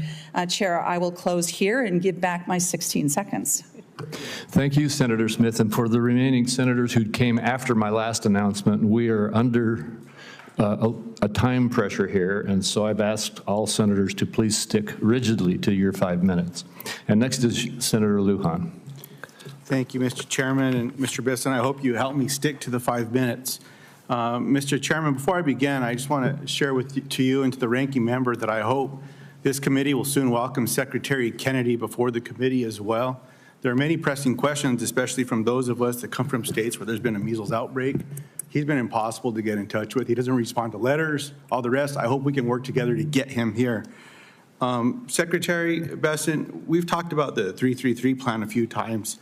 And this included, if I remember correctly, not just with our personal private conversations, but also in this committee, that it included reducing the deficit to 3% of the gross domestic product as well. Secretary Bessent, is it true that the United States bond rating was just downgraded? Yes or no will work. One of the agencies did lower the U.S. bond. So, Mr. Secretary, if you need it, I'll give you the article. It's right here. The United States rating was downgraded. The answer is yes. I hope you can help me stick to 5 minutes, please. The answer is yes, and I appreciate that. Mr. Secretary, if I may, Summers categorized the bond downgrades as lagging. Mr. Chairman, can I get an extra minute?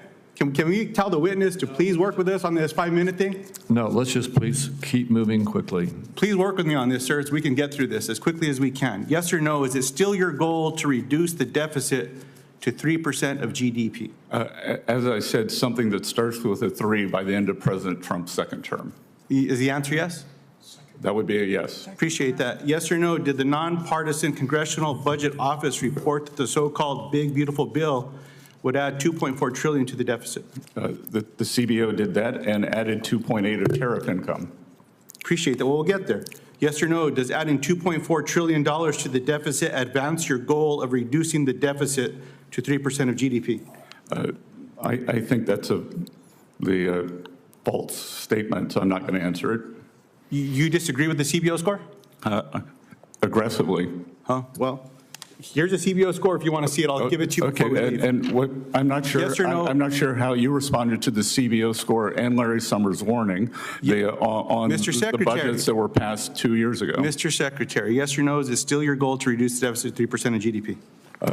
As I said, to something that starts with a 3 by 2028. Appreciate that.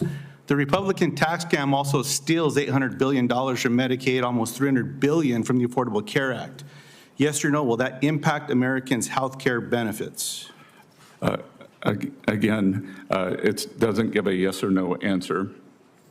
doesn't lend itself to a yes or no answer. Well, the answer is yes. 16 million Americans will lose their coverage because of these cuts. I can cite that as well. According to the congressional budget, Mr. Secretary, I didn't ask a question. Then why ask if you have the answer? Mr. Chairman, can I get your help here? According to the Congressional Budget Office, the Republican tax scam cuts $285.7 billion from the Supplemental Nutrition Assistance Program known as SNAP.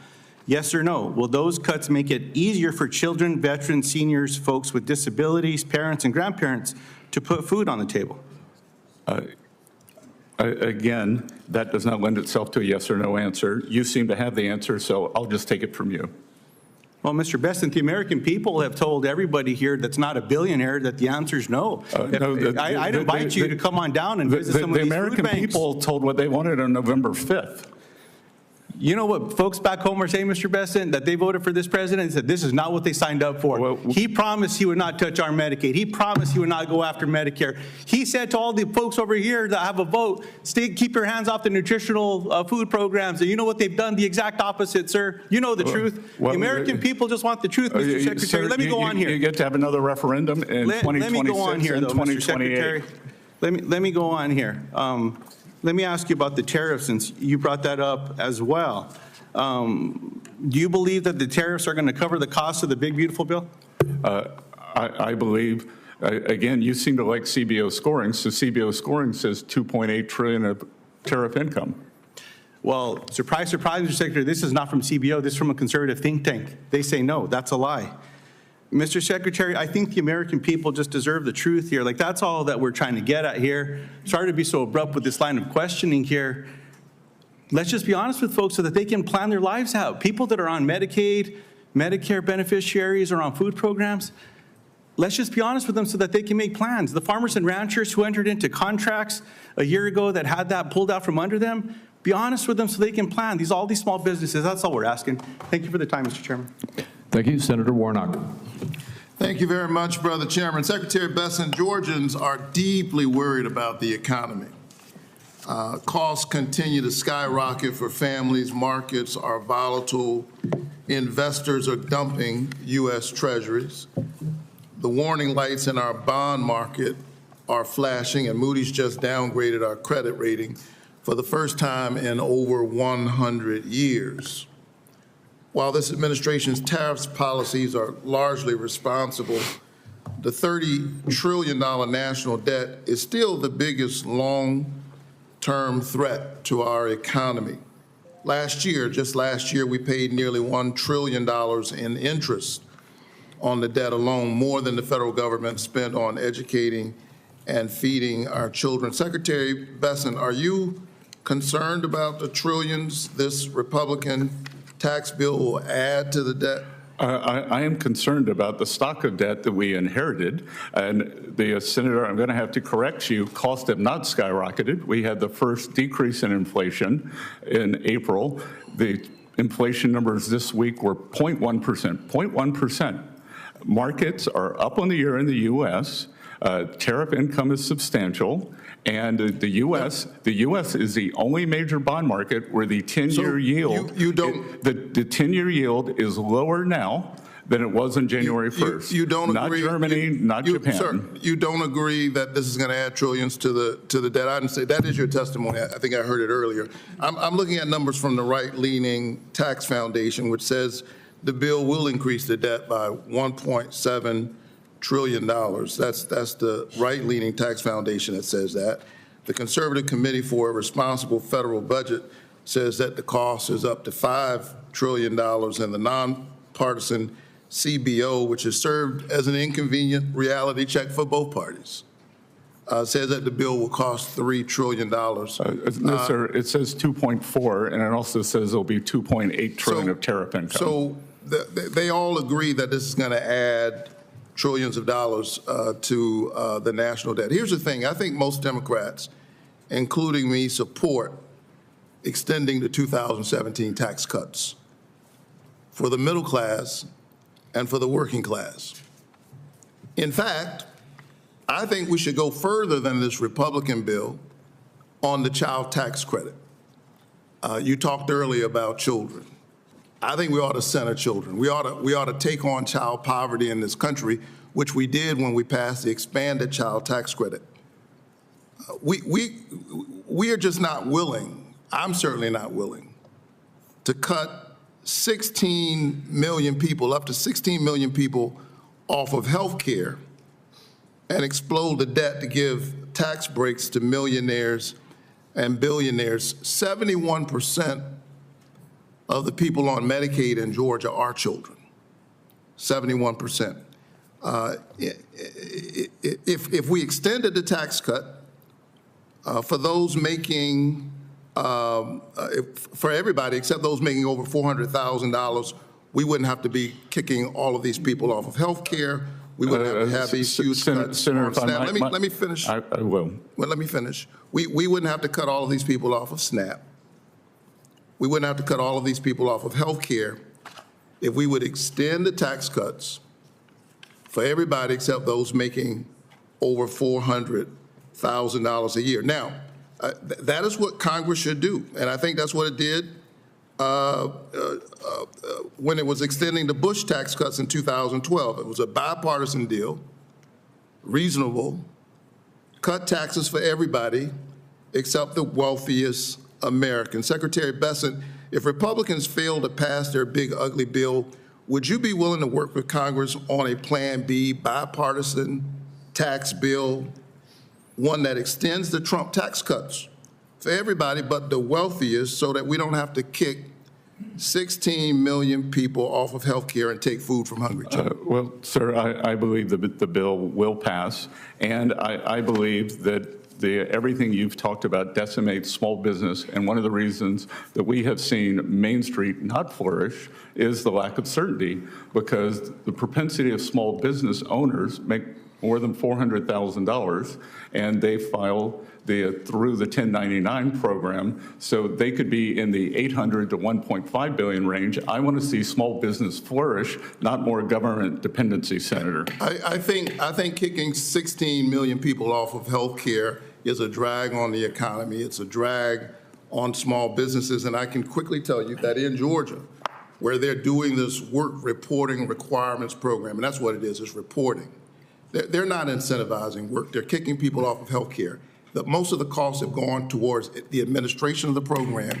We got 500,000 people in the health care coverage gap. They covered 7,000 people. I think that's pathetic, and I think we can do better than that. Well, I do too. I think able-bodied people should work. We certainly shouldn't replicate that to the whole country. I think able-bodied people should work. I think the benefit should go to Americans. And as you said, if 75% of the way to help able-bodied people to work is not to take their health care, sir. Thank you so much. I will remind all senators that we're under a time crunch, and I'm asking all senators to stay to their 5 minutes. Senator Welch. I'm forewarned. Thank you. Do my best. Thank you, Mr. Secretary. Is it the position of the Department of the Treasury that the cost of these tariffs will not be borne by the consumers of this country? It is the empirical evidence so far that they have not been, and we think that it is likely that they do not have to be. So when Walmart says it's raising prices to reflect the increased cost that they have to pay for the product as a result of the tariff, you disagree with that? I agree that Walmart will do what is best for their customer, and as I have repeatedly said, this is not an advertisement for Amazon or Home Depot, but they've announced that they will not be raising prices, so my family will be shopping there.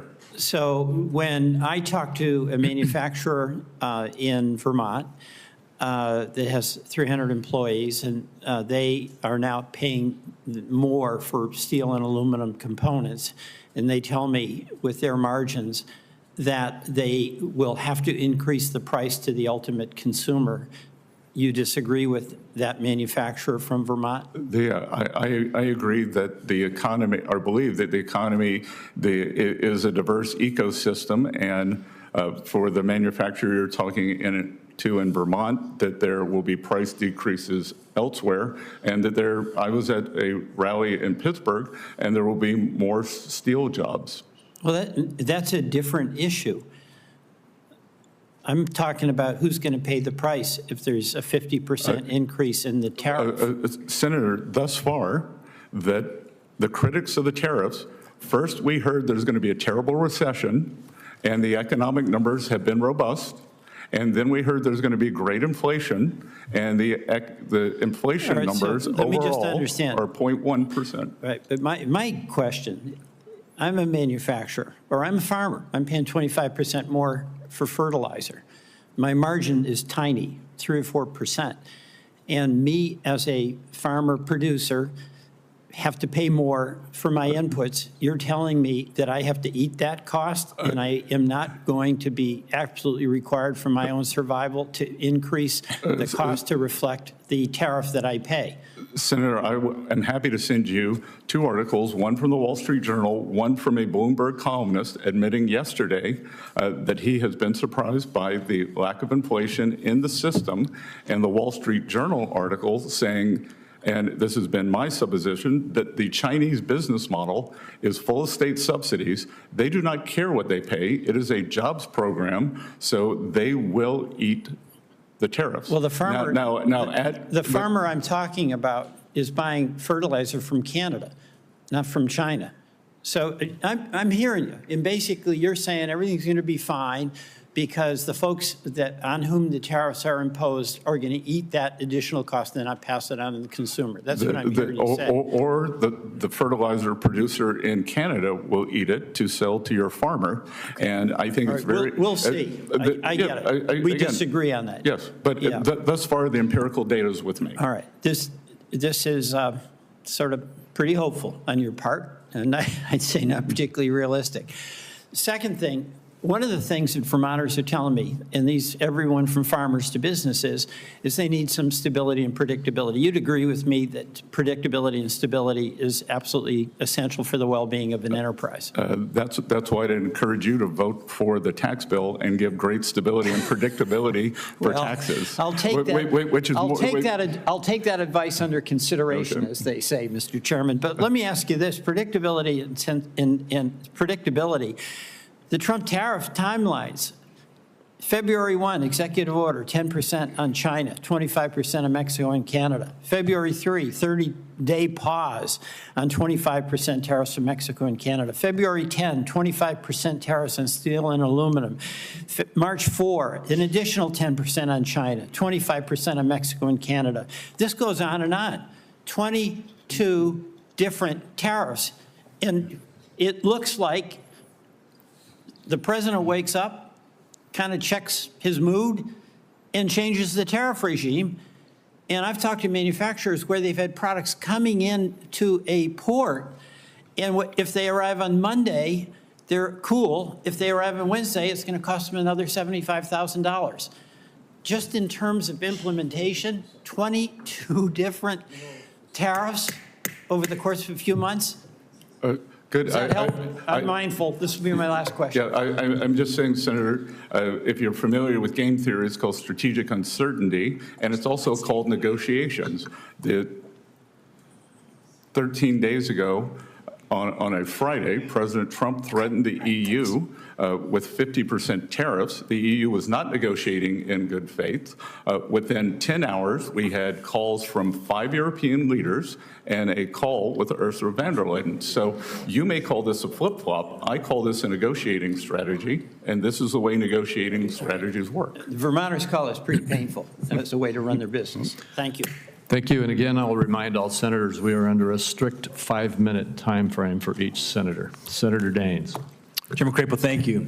Secretary Bessent, good to have you here today. I can't help but, as I was listening to my colleagues across the dais here, as you reminded them, we sat right in this very room during the Biden administration, and Lawrence Summers was warning about you can't be shoveling trillions of dollars of stimulus spending, unpaid for spending into the economy without being inflationary.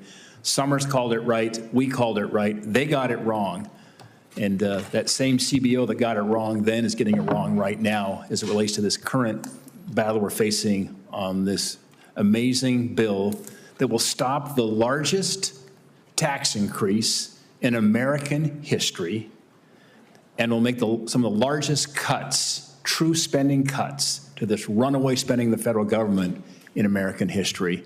And Secretary Bessent, I want to set the record straight on that and thank you for your leadership as we're moving through this very important process to get this bill on the President's desk by the 4th of July. So thank you.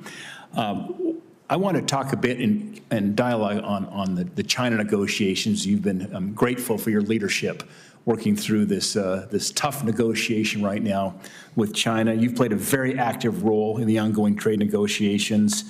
42% of the world's economy is comprised by what happens in the United States in China, so this is high stakes. I recognize the need to hold China accountable on key agreements. I remember when Senator, now Ambassador Perdue, and I were in Beijing in September of 19 negotiating that Phase 1 trade deal with Liu He back then. Thank you for continuing to work with China and holding them accountable to commitments made under President Trump's first administration. Safeguarding American IP, curbing forced tech transfer, ensuring fair access for U.S. farmers and ranchers, addressing unfair tariff and non-tariff barriers are all key priorities to ensure that we do have more fair and balanced trade with China.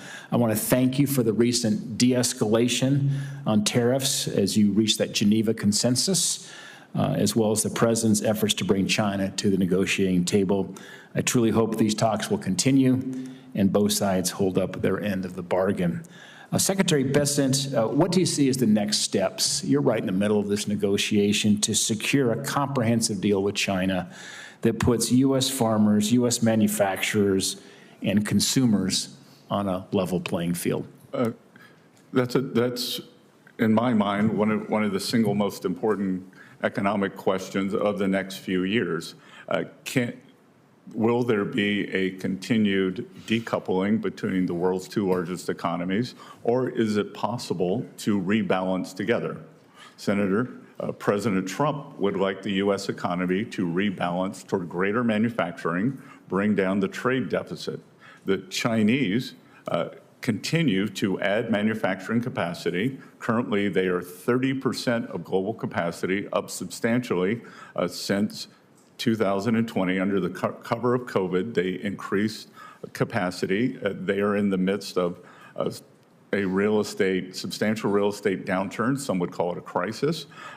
They have very low consumer spending, and so they need to rebalance to more consumer spending, address their domestic imbalances, but they cannot do that on the workers of the rest of the world. So if they are willing to be good partners and approach a negotiation where the U.S. brings back manufacturing, precision manufacturing, high-paying jobs, and the Chinese are willing to open their economy to American products, then we could do that together. But there's a lot of wood to chop there, sir. When I was in Beijing in March, I met with Vice Minister Ma. Wang Yi was out of country at the time. I met with Vice Premier He Fang, and then finished my time there, those 48 hours, meeting directly with Premier Li Qiang. One of the issues that we brought up, and President Trump had asked me to push hard on this, was getting the Chinese to stop the shipment of fentanyl precursors into Mexico, as well as some into Canada and even the United States, but the precursors. What are your thoughts, and what are you hearing right now from China in terms of their efforts to stop these precursors, the leading cause of death for 18 to 45-year-old Americans today? Yes. So, Senator, there is a 20% fentanyl tariff on China right now. For the first time, that seems to have gotten their attention. What the senator from Vermont would have called a flip-flop, President Trump calls negotiating leverage. And so for the first time at both the talks in Geneva and the talks in London, they brought someone from the appropriate ministry to address this problem. And it is a real problem. And look, you and I, both have a lot of experience in dealing with the Chinese. You have more on-the-ground experience, but we know when they want their system to do something, it responds. And I believe that if they want to address these precursors, as they should, then we will see if we get a serious response. Because if they want to address it, they can fix it. Secretary, thank you. Thank you. Senator Marshall. Thank you, Mr. Chairman. Welcome, Mr. Secretary. I don't think anyone can argue with us that this bill will prevent the largest tax cut in American history. No one can argue that. But I think beyond that, as I look at this legislation, between the tax savings and other provisions, it'll mean $1,000 a month of hardworking Americans being able to keep in their pocket. And you mentioned some numbers. When I add them up, a family that's making $50,000, $100,000 a year will, I think, be able to keep $1,000 a month more of their hard-earned money. Can you add some background what you think it means to middle America? Well, let's take the opposite tack, which I don't like to think about, Senator, is what happens if it doesn't pass? Yeah. It's the largest tax hike in history. It could mean a sudden stop in the economy. And as always, working Americans would get hit the hardest. They would lose their jobs. We would see substantial uncertainty in both the consumers and the business. What it does mean is that working families have a chance to cure this affordability crisis, this terrible affordability crisis that was brought upon them the past 4 years by this incredible inflation. So if we think about it, the affordability crisis is two pieces. The accumulated inflation, and that is affordability, and then the ongoing inflation. So thus far, Trump administration, we are getting very benign inflation numbers, and in terms of the accumulated affordability crisis, there are two ways to address that. We are trying to push down costs, whether it's fuel, healthcare, others, but the best way to address the affordability crisis is exactly as you said, for Americans to have higher real after-tax incomes. And that's what this bill does. And ironically, it seems like I saw a figure last month that indeed that's what's happening in this last month or so. The April number of 0.7%, 0.8% was outstanding, sir. That's great. You know, I'm reminded of an old saying back home that figures lie and liars figure. And I'm just disheartened by some of the intellectual dishonesty that I hear going on in this room. But I don't think anyone can argue that this bill will prevent the largest tax hike in American history. We're going to cut, I bet, close to $2 trillion. You can't argue about that. We're going to secure the border. The child tax credit, again, taking your situation, it'll actually, we'll lose child tax credit, go from $2,000 to $1,000. And President Trump, 45, we increased from $1,000 to $2,000, now again to $2,500. Republicans leading the charge to increase the child tax credit as well. Go ahead. And Senator, the important thing here, the child tax credit becomes permanent. Oh, wow. $2,500 is permanent. That's good. Let's talk about the importance of growth. You and I have ran businesses. Yours are much bigger than mine. Need to go do a live hit here in a second, but yours are much bigger than mine. But we're used to data coming in, and all your advisors coming in, and the CBO is one of our advisors. There's so many advisors, but you and I are used to sitting there and saying, taking all this information and saying, based upon everything out here, we think this is what's best for this company, in this case, this country. When I look at this, the Trump policy, it spells growth in the economy, growth like we've never seen before. And I just want to give you a moment here to talk about how important growth is. And then absolutely we need to address the spending in this country. There's no doubt we have a spending problem. But the first thing we need is growth. We need to freeze our spending for all practical purposes.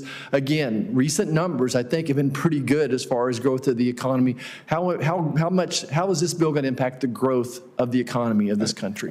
Again, I think the certainty of this will help small and large businesses. I think the 100% expensing is going to be very powerful. As I'm out on the road, companies are telling me that they are holding back on CapEx because President Trump did say in his address to Congress there would be 100% expensing dated back to January 20th, but they can't be 100% sure that this bill is going to pass. Nothing's 100%.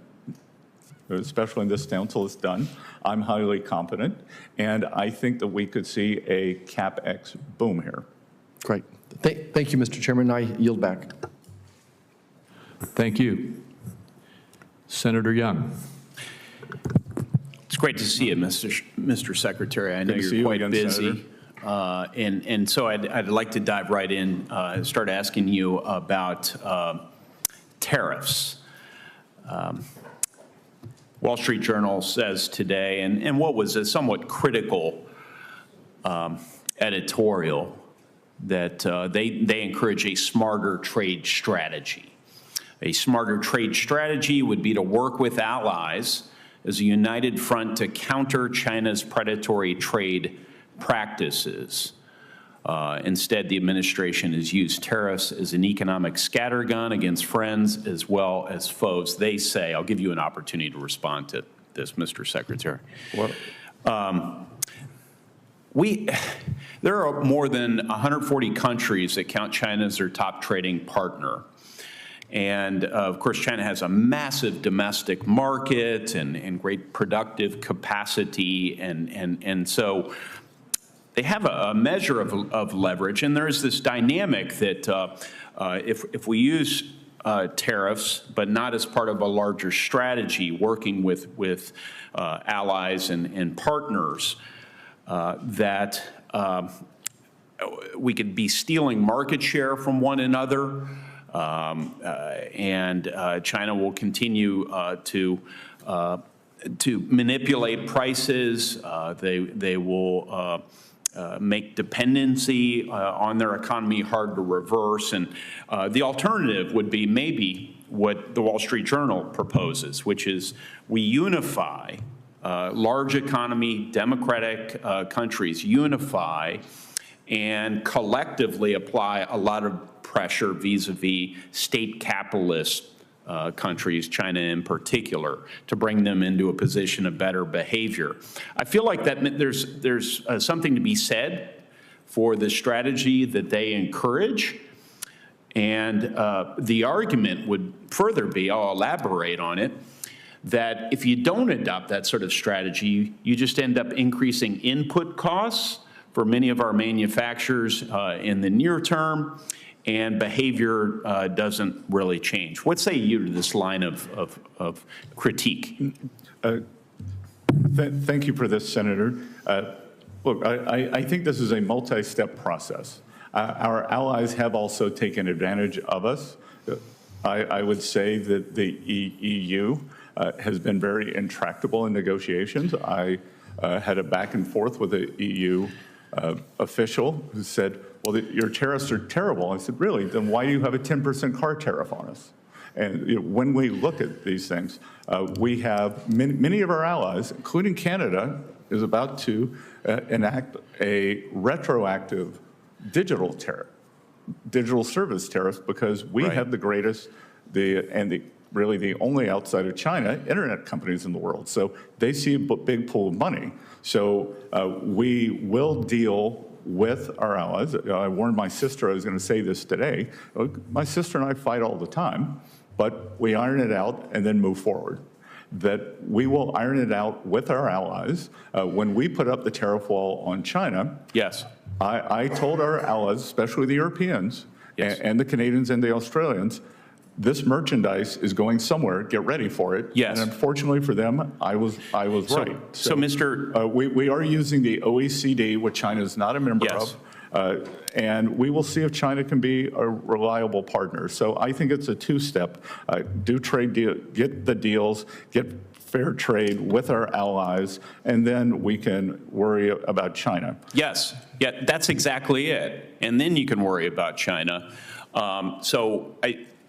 You just articulated what I think the Wall Street Journal is encouraging. That's frankly what I've been encouraging for a number of months, which is reset trade relations, use the substantial concessions that the president has commendably been able to get from our trading partners, our major non-China trading partners, pocket those, maybe ask for a little bit more, and he's very good at that, reset trade relations, and then go after the big guy in the block. So to use your analogy, when there's a bully outside, get your sisters together and make sure they're with you as we work to bring them into position better behavior. I hope we see more of that moving forward. It's good to know that that's the policy you're pursuing. And I would say that I was with the president in his trip to the Gulf states, and the president of the United States travels and comes back with substantial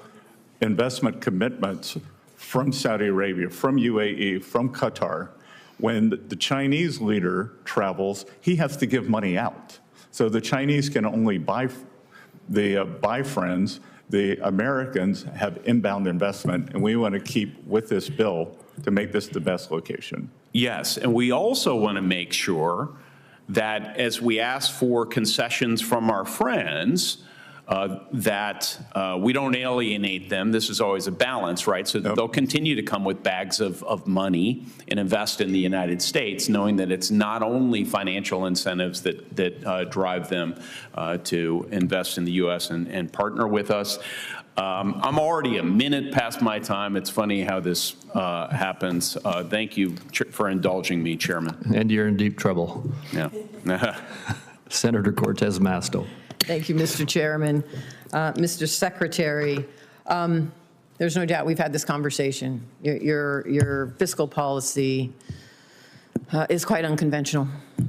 And time will tell, history will tell whether you were right or wrong about it. Let me ask you this. Do you think the administration's tariff policy is an efficient way to generate revenue for the United States? I think that it has several features. One, it is an efficient revenue generator. Two, it can rebalance decades of trade problems. And was it your intent to impose those tariffs to counter the $2.4 trillion deficit that the reconciliation bill would impose? Well, I don't agree with the 2.4 trillion number. Was it your intent to raise the tariffs to counter whatever deficit the reconciliation had to pay for? The intention, part of the intention with the tariffs has always been to raise revenues. Right. But you keep, as my colleagues are talking to you, you keep countering the 2.4 deficit with the 2.8, saying that there is going to be a deficit. So they're not related, or they are related. Your colleagues have a fixation on CBO, and I'm just trying to.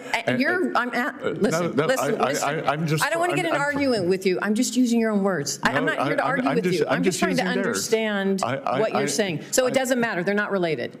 Sorry, they're coincident, not causal. Okay. Perfect. That's all I needed from you. Let me ask you this. Do you think that tariffs are taxes? Sorry? Do you think tariffs are taxes? No. No, they're not? No. Okay. And you keep talking about utilizing tariffs to bring jobs back to this country, which I agree with. But I haven't heard from the administration or from you, what types of jobs in manufacturing are you looking to bring back with this tariff policy? We'd like to bring back precision, high-end manufacturing. But what type? Look, it could be semiconductors. We obviously want to bring back steel. I think what we have seen, Senator, I think a good way to think about it, there are strategic industries that we discovered during COVID. Such as? The pharmaceuticals, semiconductors, steel, So you want to bring those jobs back here, but anything else? Sure, there's a whole array, whether it's auto manufacturing. So I would ask that you give me the whole array, because if you have this in mind that you want to bring these jobs back, we should all be working together to focus on that. But I haven't heard this administration identify the types of manufacturing. So I would look forward to that. If you can send that to me, that would be great. I'm happy to send you that, but again. Let me ask you this, and I know you're Mr. a business Bessent. person, and business is organic. This isn't the Soviet Union. We don't have a list of what's going to happen. I know, but you're talking about moving into the 21st century and the jobs of the 21st century. I think they should be high-value jobs that we're all focused on, and I think there should be a plan, strategy around it. I mean, agree. Any business needs that, right? Including government. Good. In a letter to investors that you sent in January 2024, you said that wrote that tariffs are inflationary and would strengthen the dollar. Hardly a good starting point for a U.S. industrial renaissance. Do you still agree with that? No, that's been completely wrong. Okay. There's been a lot of talk about small businesses and whether they're being impacted or not. If you would like to know the true impact, I welcome you to come to Nevada and sit with my small businesses. They are being impacted. There is uncertainty and chaos. I hear it from them all the time. They're concerned whether they can keep their doors open or not. I've heard from the trade ambassador that this administration has made the decision to look at short-term pain for long-term gain, quoted by the administration. And I don't think my small businesses are going to be around for that long-term gain because their doors are going to shutter. So what do I tell them as they are being squeezed by the tariffs because high costs are impacting them, the fact that they can't keep their doors open, and the fact that this administration really isn't looking out for small businesses across the country? What do I tell them? Well, I would disagree with the idea that we're not keep looking out after small businesses, and small business optimism just hit a new record. So, sure, so tell me what I tell my small business. It's not helping them to say, well, the secretary said that this policy is out there and you should be optimistic. Well, That's not working. If this is my wish list, you could tell me you're going to vote for the tax bill and give them great tax certainty. The tax bill will give them tax certainty, and the tariffs do not give them tax certainty. So the tariffs are going to continue, and that is the problem. If they cannot afford the goods for their products, if they cannot afford to keep their doors open, this reconciliation bill that you're pushing through has nothing to do with the fact that they still have to pay for those goods. I know I've gone over my time. Yep. Thank you, Mr. Chairman. Thank you, and I just do have to insert here that if we don't pass this tax bill and extend the TCJA, those small businesses' tax rates are going to go up massively.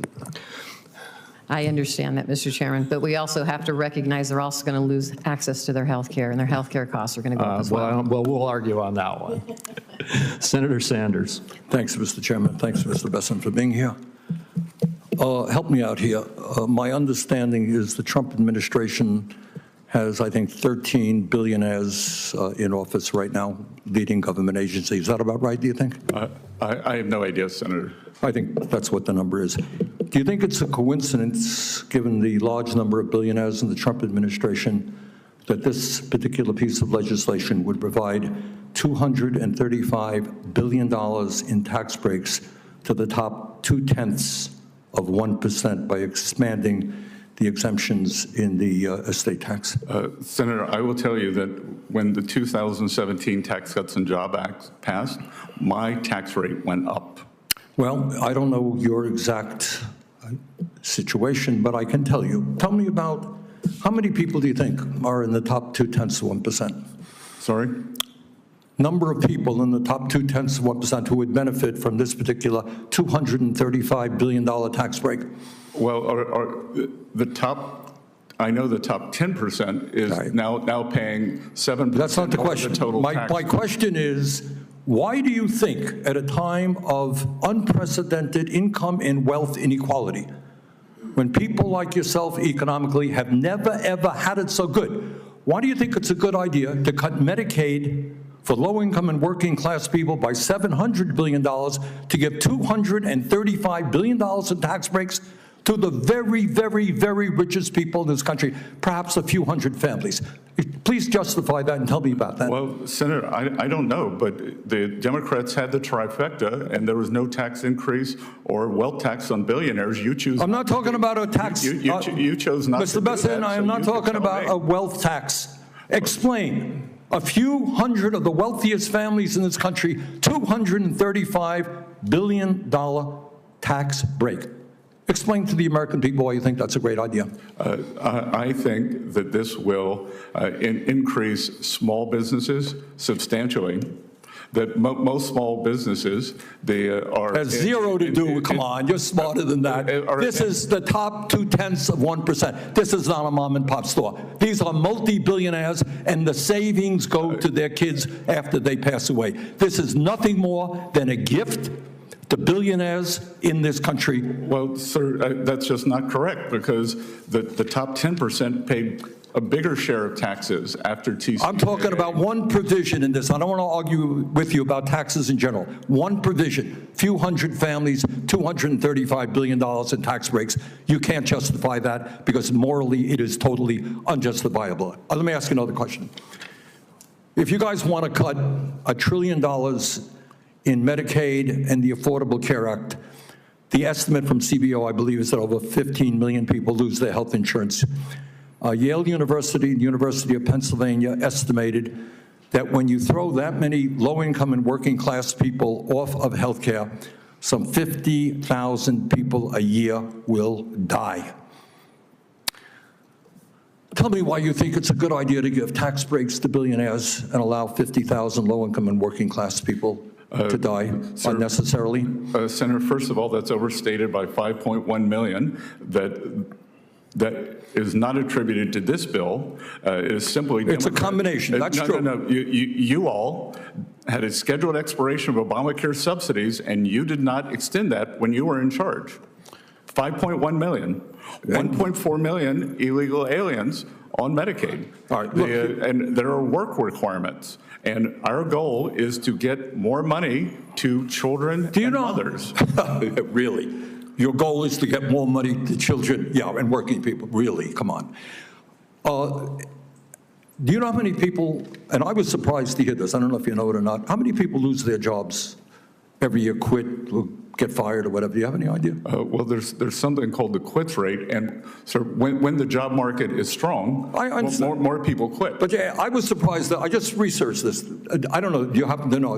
I don't know the number. I was surprised. Would it be shocking to you? It was to me. 20 million people leave their jobs a year. Doesn't shock you, right? It's a big labor force, right?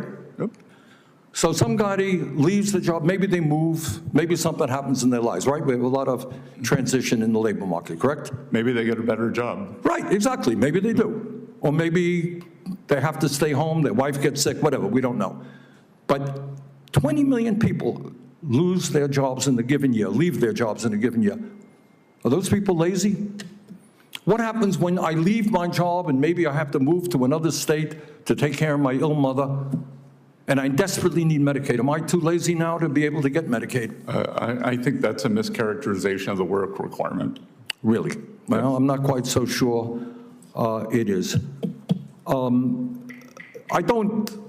Okay. Well, thank you very much, Mr. Chairman. Thank you, Senator. I've been trying to keep everybody right at 5 minutes so that I can get out of here. I was supposed to get to the floor. That's why I was rushing everybody. That's not going to happen. And so I will just take another minute or two with you, Mr. Bessent, before we wrap up. You've received a lot of questions today about the $2.4 trillion score of the CBO. And you've explained very well that the president has raised a number of dollars in tariff revenue, and we ought to be looking at the combined activity, in my opinion, of what the president and the Congress are doing together, including this one big bill, as well as many other actions of the president and Congress. And Senator, if I may for a moment, just to show I also interrupt Republicans, is that the CBO, I am not attacking the people who work at the CBO. Sure. I am attacking their methodology, and the methodology is completely illogical. It assumes baseline growth of 1.7 or 1.8% for the economy, if the tax bill were to expire and we would have the biggest tax increase in history. CBO still believes we're going to grow at 1.8%. I think we could see, there is a chance that we could see something maybe even approaching a double-digit decline. I don't think it would be that severe. On the other side, when we give permanence to this bill, when we reiterate and reinstate the expensing, we get no credit for the acceleration that we are going to see. And so that is why I reject the CBO scoring, that the $2.8 trillion in tariff revenue is, as I told the senator, coincident. Well, thank you. You anticipated my question, and I'm going to just elaborate a little more and then ask you a final characterization here. The CBO does not use dynamic scoring, at least not very well. And as you indicated, in the CBO score that shows a $2.4 trillion deficit, it assumes that the economy is not impacted by the bill. That the bill, I'm reading, by the way, from a CEA report, and I think you're probably familiar with this report. Kevin Hassett is the one that shared it with me. And so I'm reading from the CEA's analysis of this. CBO's current 10-year economic projection assumes real GDP growth will average 1.8% over the next 10 years. Assuming an average growth rate of 3%, however, which is what is, I think, predicted to be a low assumption with regard to what the impact of this bill will be, it implies a $4.1 trillion additional revenue to be collected over that 10-year period. So I guess my question is, if we were to look dynamically rather than statically, and start with the CBO score, that is a static score, and then evaluate it dynamically in terms of what it will do. The CEA says if you just assume a conservative estimate of 3% growth in the economy, that you'll see $4.1 trillion of additional revenue. Could you just comment on that and your observation as to what you think the likely impact of this bill will be if you look at it in terms of what real revenue will start coming to the government? Senator, an acceleration in the growth rate is a game changer and a trajectory changer. And we could start seeing a substantial debt paydown aside from any of the coincident tariff scoring. And my guess is that you then go into a virtuous cycle, because as you're paying down debt, the interest rates come down, and it would actually be even better. And I worked with CEA on that, and we actually I think did some fairly, I wouldn't call it harsh, but some very regimented modeling in terms of the outcomes and what the other variables would be. So there were people who were pushing for higher growth. There were people who were pushing for lower interest rates. And I think we used very, very realistic assumptions in there. Well, thank you. What I heard you say was you think that the CEA analysis is solid and accurate and maybe conservative. And am I right about that? I think it is extremely robust, and that I think it's important to have upside surprises. So for those who want to continue to quote the CBO score, I think they should at least also acknowledge that there is a dynamic analysis, starting with that score, that shows what the real impact on the economy and the real impact on the deficit will be. And by my math, using the numbers in the CEA report, using the robust and very rugged analysis that they do, it would be a $1.6 trillion or $1.5 or $6 trillion deficit reduction rather than a $2.5 trillion deficit increase. And Senator, other than the many other tragedies of COVID, one of the economic outcomes that was not allowed to happen was when you think about the 100% expensing for the period of President Trump's first term, that you eat the expensing in the front years, but you are really, however you want to say it, cocking the spring, pulling the rubber band back, and then you get the full economic might of the new industrial equipment, the jobs that have been created. So COVID interrupted what I think would have been a very powerful path up because of that expensing, the creation of new capital stock, and the creation of new jobs. Well, thank you. And I appreciate your analysis. I appreciate all the great work that you're doing. And I also appreciate you giving us the time you gave us today. And with that, I'm going to run to the floor, and so this hearing will be concluded. Thank you. Oh, wait a minute. Before I say that, I'm supposed to say to my colleagues, questions for the record are due on Thursday, the 19th. Close of business? Close of business by Thursday of the 19th, and now the hearing is adjourned. Thank you.